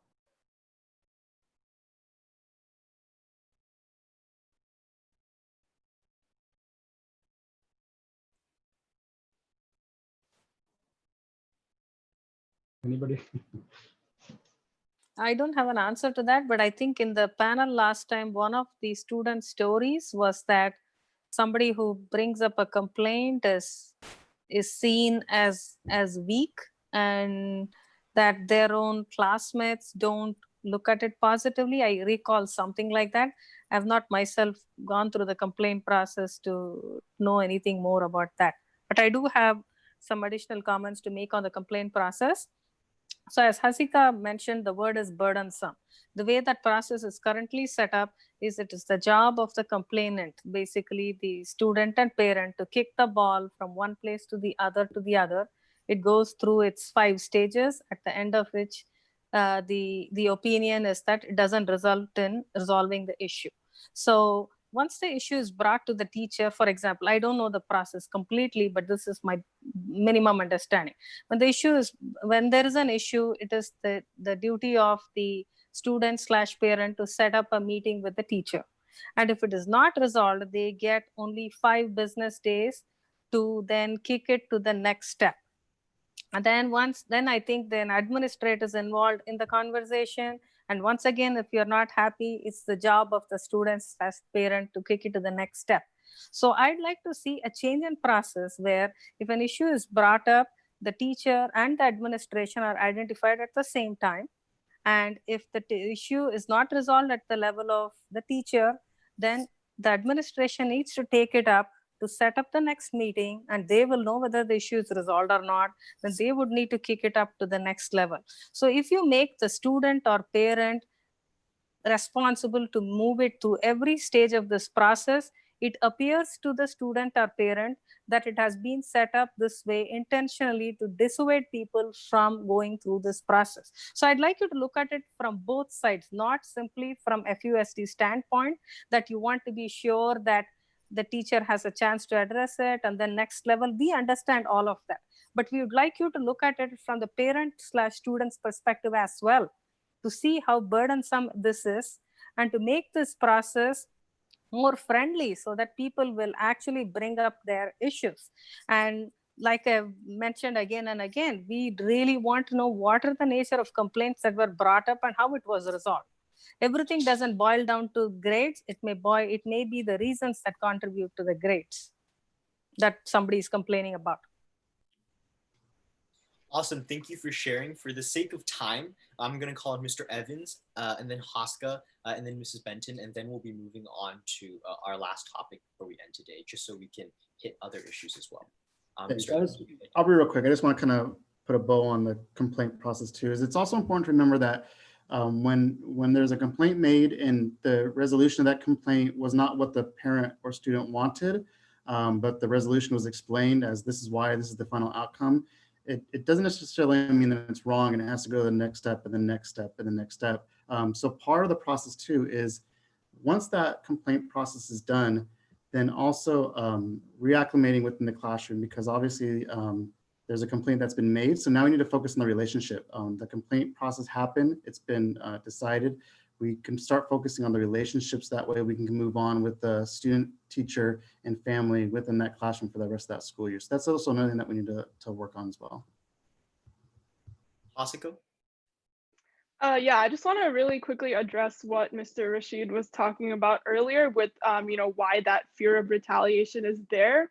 I think it really stems from that lack of understanding, a lack of a relationship between the student and the teacher. Like, for example, I've had, several teachers that I would feel very comfortable going to talk about any concerns or anything that I had. So I think what Ms. Kumar was talking about earlier about spending a few days really on just building that relationship and getting to know your teacher, know your students would be really, really beneficial in kind of getting away at that fear of retaliation. And also, I was watching the Irvington panel the other week, and something that their admin brought up was that they're all reading this book. It's called Not Light But Fire, and it's I think it's about sort of building that relationship and things like that. And I think that could be a very beneficial thing if our admin or our staff could read to build that relationship and trust between students and teachers. Mrs. Benton? Yeah, I just had two things. One is, maybe this is a question that Ms. Burbick could answer, is when the contract is being negotiated about things like the complaint process, is it possible for community members like parents and students to be involved and give feedback on, what they would like to see, like what, I forgot which parent brought that up, but they would like to see their perspective sort of represented more in how to push complaints forward. So that's my first question, because I feel like that's a reasonable request. And then second is, I liked what Mr. Evans said about, after this whole process has gone through and then the results are made known, and maybe parents are somewhat dissatisfied with what the end result is, and teachers feel maybe a little betrayed because, they, had this complaint made against them, that maybe part of the process is that there should be mandatory sort of mediation, which is what the students brought up, where there could be some kind of group that brings these two together to help repair that relationship, because that is very crucial. In the end, everybody has to go back into the classroom. And so how do we do that in a productive way to move forward? So.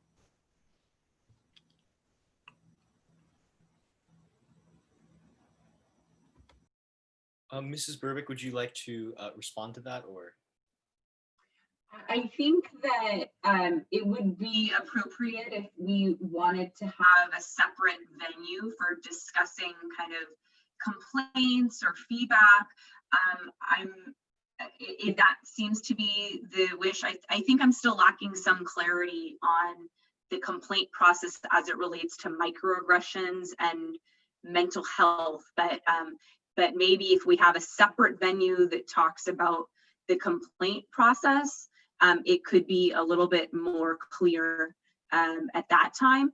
But certainly we want to hear feedback from parents, and I absolutely hear Mr. Rashid's request of, isn't there like an easy 1, 2, 3, and that there's absolutely nothing wrong with making that. It shouldn't be that the only language that someone has to refer to is, convoluted contract language. It's not user friendly. It doesn't help facilitate people through the process.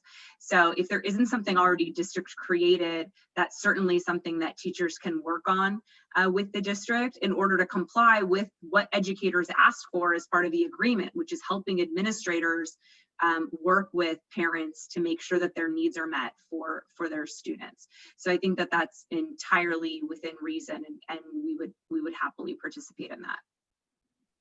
Awesome. And we'll wrap up with Mrs. Kumar giving a few words, and we're going to move on to our next topic.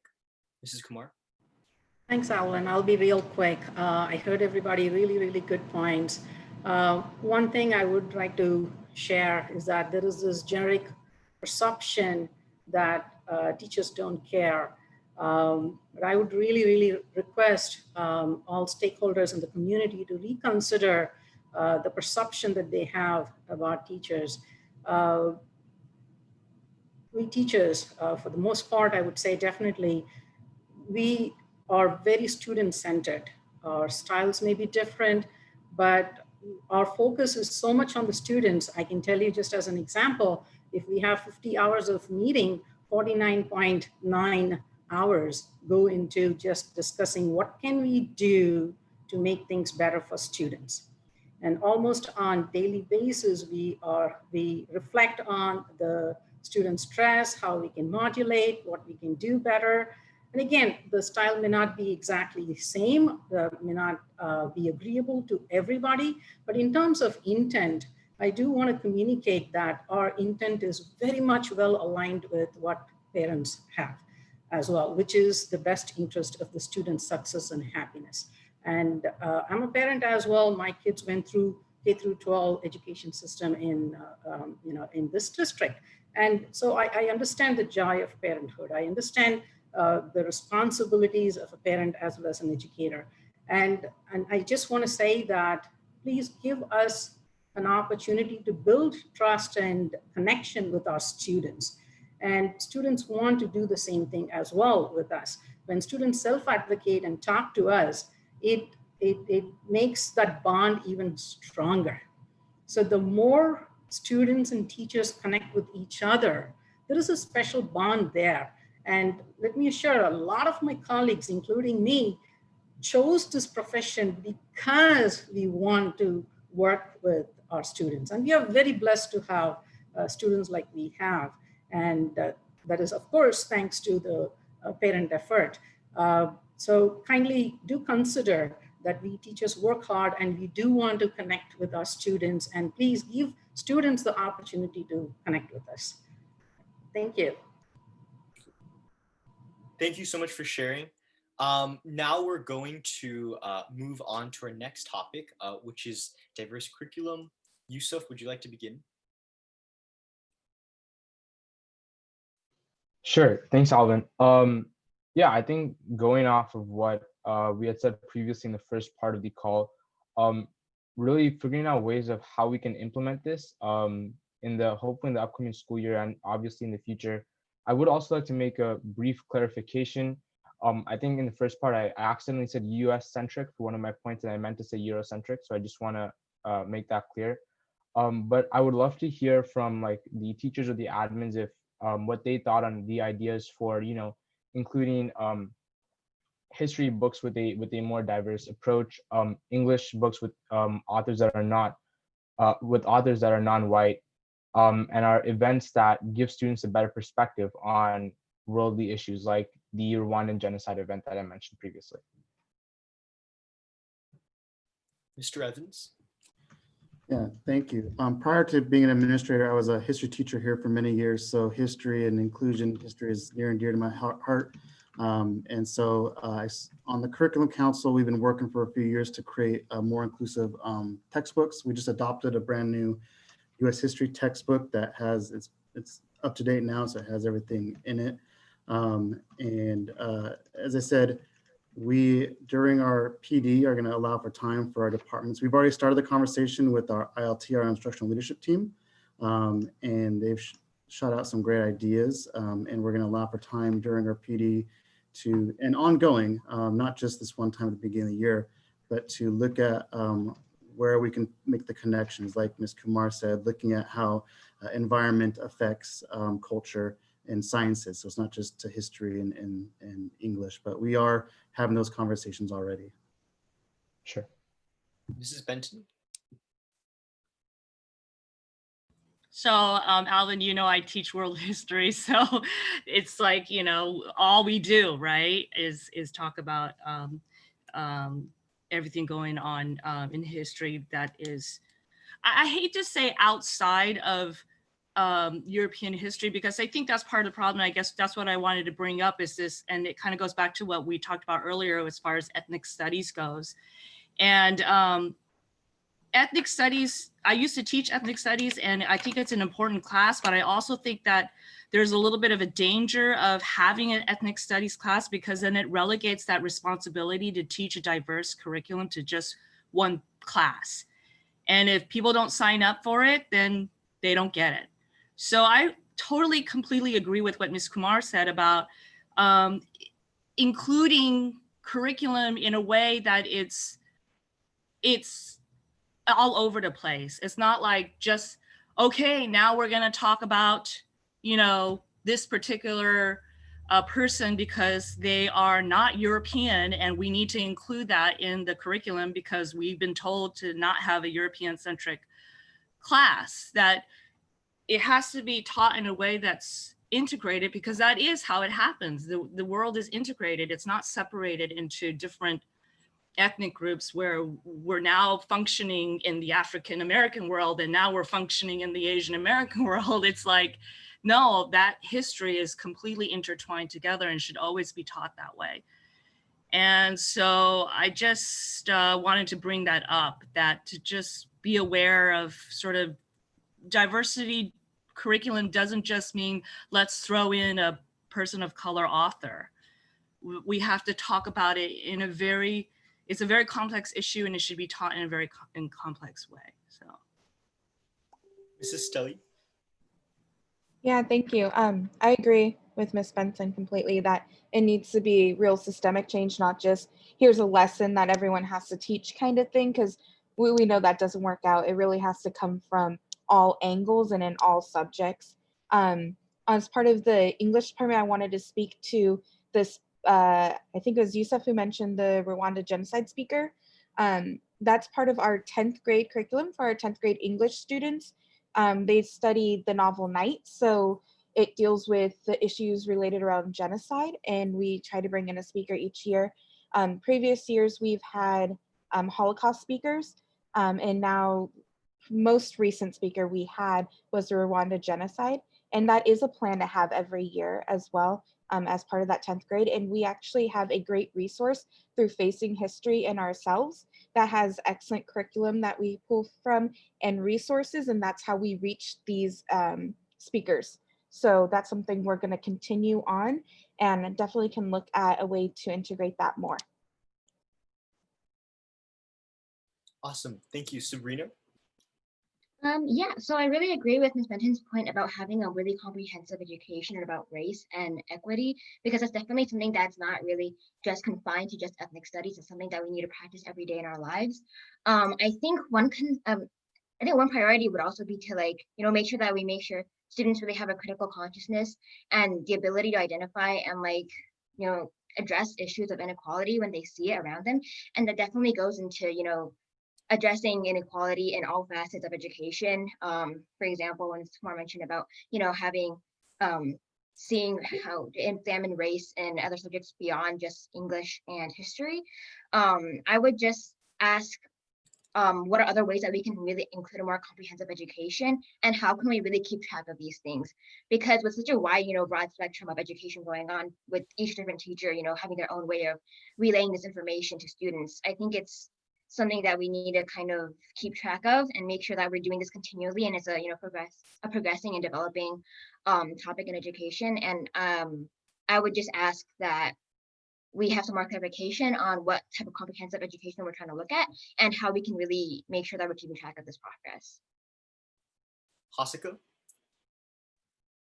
Yeah, I just have two things I want to address. The first one is about what Ms. Benton was talking about earlier. I completely agree. Like, just having one ethnic studies class and having it not be a requirement would really do nothing to change any of the culture, because, you know, a lot of students don't really take classes like that if it's not required. We can see that at other schools too. Like, even though Washington, American, etc., have their own ethnic studies class, I've heard from a lot of my friends at those schools that, you know, since people aren't required to take those courses, it doesn't really make any difference. So I think if we were able to make it a requirement for freshmen, that would be really, really great to sort of at the very beginning of high school, make sure that students are getting a more comprehensive understanding of race. And the second thing I wanted to talk about was I just wanted to ask some of the teachers here, maybe from the English department, if it was possible to implement more books from non-white authors and how we would go about doing that.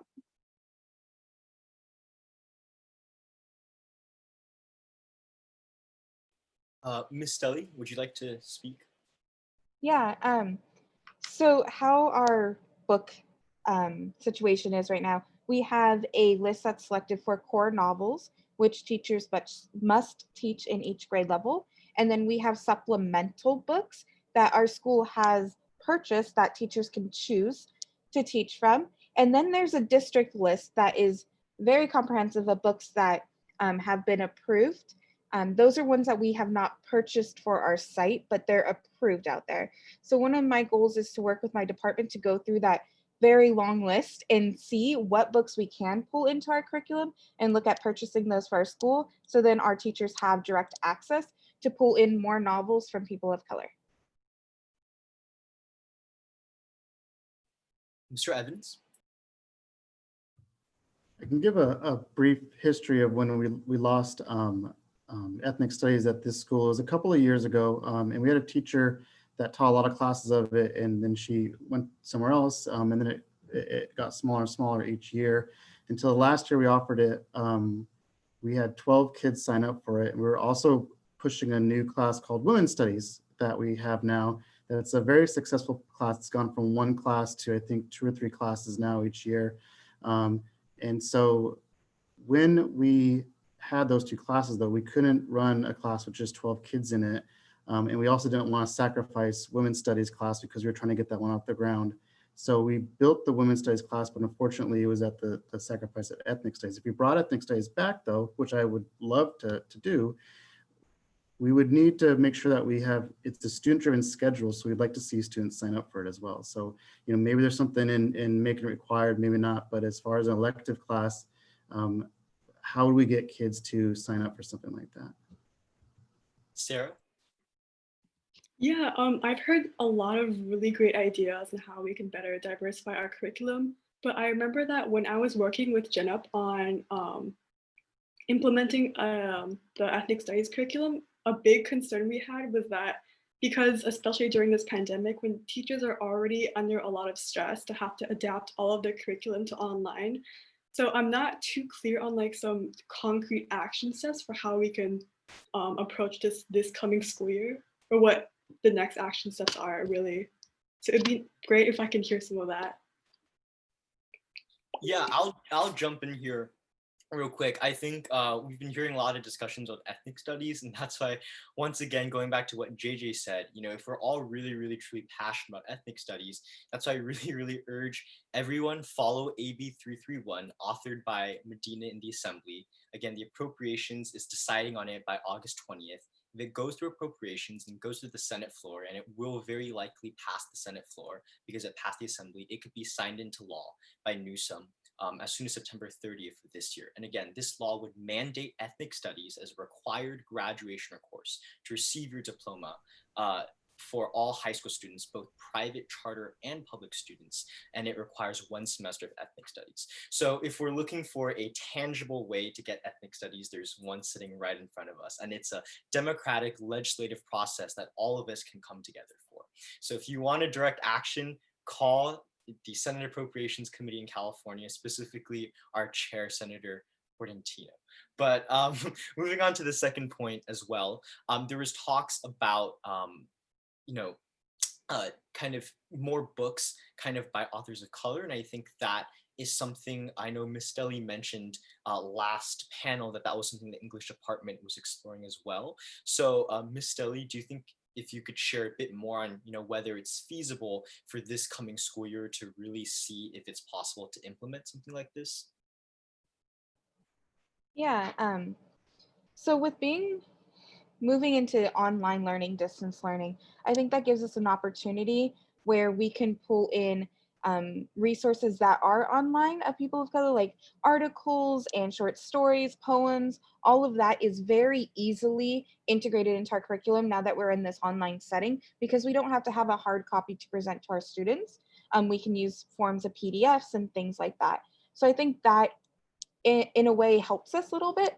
And I think it is very feasible to this year look at which books we want to implement, but with the purchasing process and all that, I think it would start next year, maybe. I don't want to misspeak on that though. Okay, yeah, so that sounds awesome. I think it looks like, we're all in agreement that, diversifying curriculum is really, really important. And Ms. Deli, it sounds like it's definitely something that's very easily doable and implementable. So I think, after this panel, as a follow-up action, we'd love to kind of discuss with you and work further with both you and the English department on really, implementing this, into the English courses this coming year. I guess on that last topic of kind of diverse curriculum microaggressions, before we end off today, on the topic of microaggressions, I know one of the big proposed student solutions on addressing microaggressions as well was implicit bias training.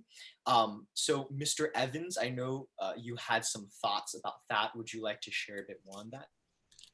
Yeah, I had mentioned at the last panel that we had allocated some funding for a Stanford survey for this upcoming year. We do it usually every 3 years, and to get some numbers on student satisfaction, and then we do some adjustments based on that information. But since we're not going to be doing that, we can use some of that funding towards bringing some people in, towards using some platforms that some families have shared, some platforms with me, some staff members. So I think like the inclusion panel or MPPFA can look at some things that are out there, see what the funding and feasibility is that we can use with staff and with students too, to learn about our own implicit bias and learn how to make the intersections. And one other thing too is that we'll have an opportunity with more professional development throughout the year with some of the changes to supervisions, all that kind of stuff. So we'll be more ongoing. Awesome. So I know we're a bit over time, so we'll wrap it up here. Thank you all the stakeholders for coming out here again today. We discussed a lot, and good thing we took a record of it. So we have, actionable items moving forward. There were several issues. I think one major one being diverse curriculum that I think there was a lot of mutual agreement on, as well as it being a very feasible implementation. So I think now that all the students here have taken note of what was discussed today and what's possible moving forward, all the students really look forward to working with, both Mr. Evans as well as district admin, MPPFA, FUDTA, and the other stakeholders to make some of these things a reality. So we can't wait. And again, thank you guys so much for coming together for this very important cause and really discussing tangible solutions we can move forward as a community on a lot of the issues raised originally by the letter. So thank you so much, everyone. Thank you, everybody. And I want to say the people who took the notes on the solutions seem to have done a very good job. I was scrolling through that.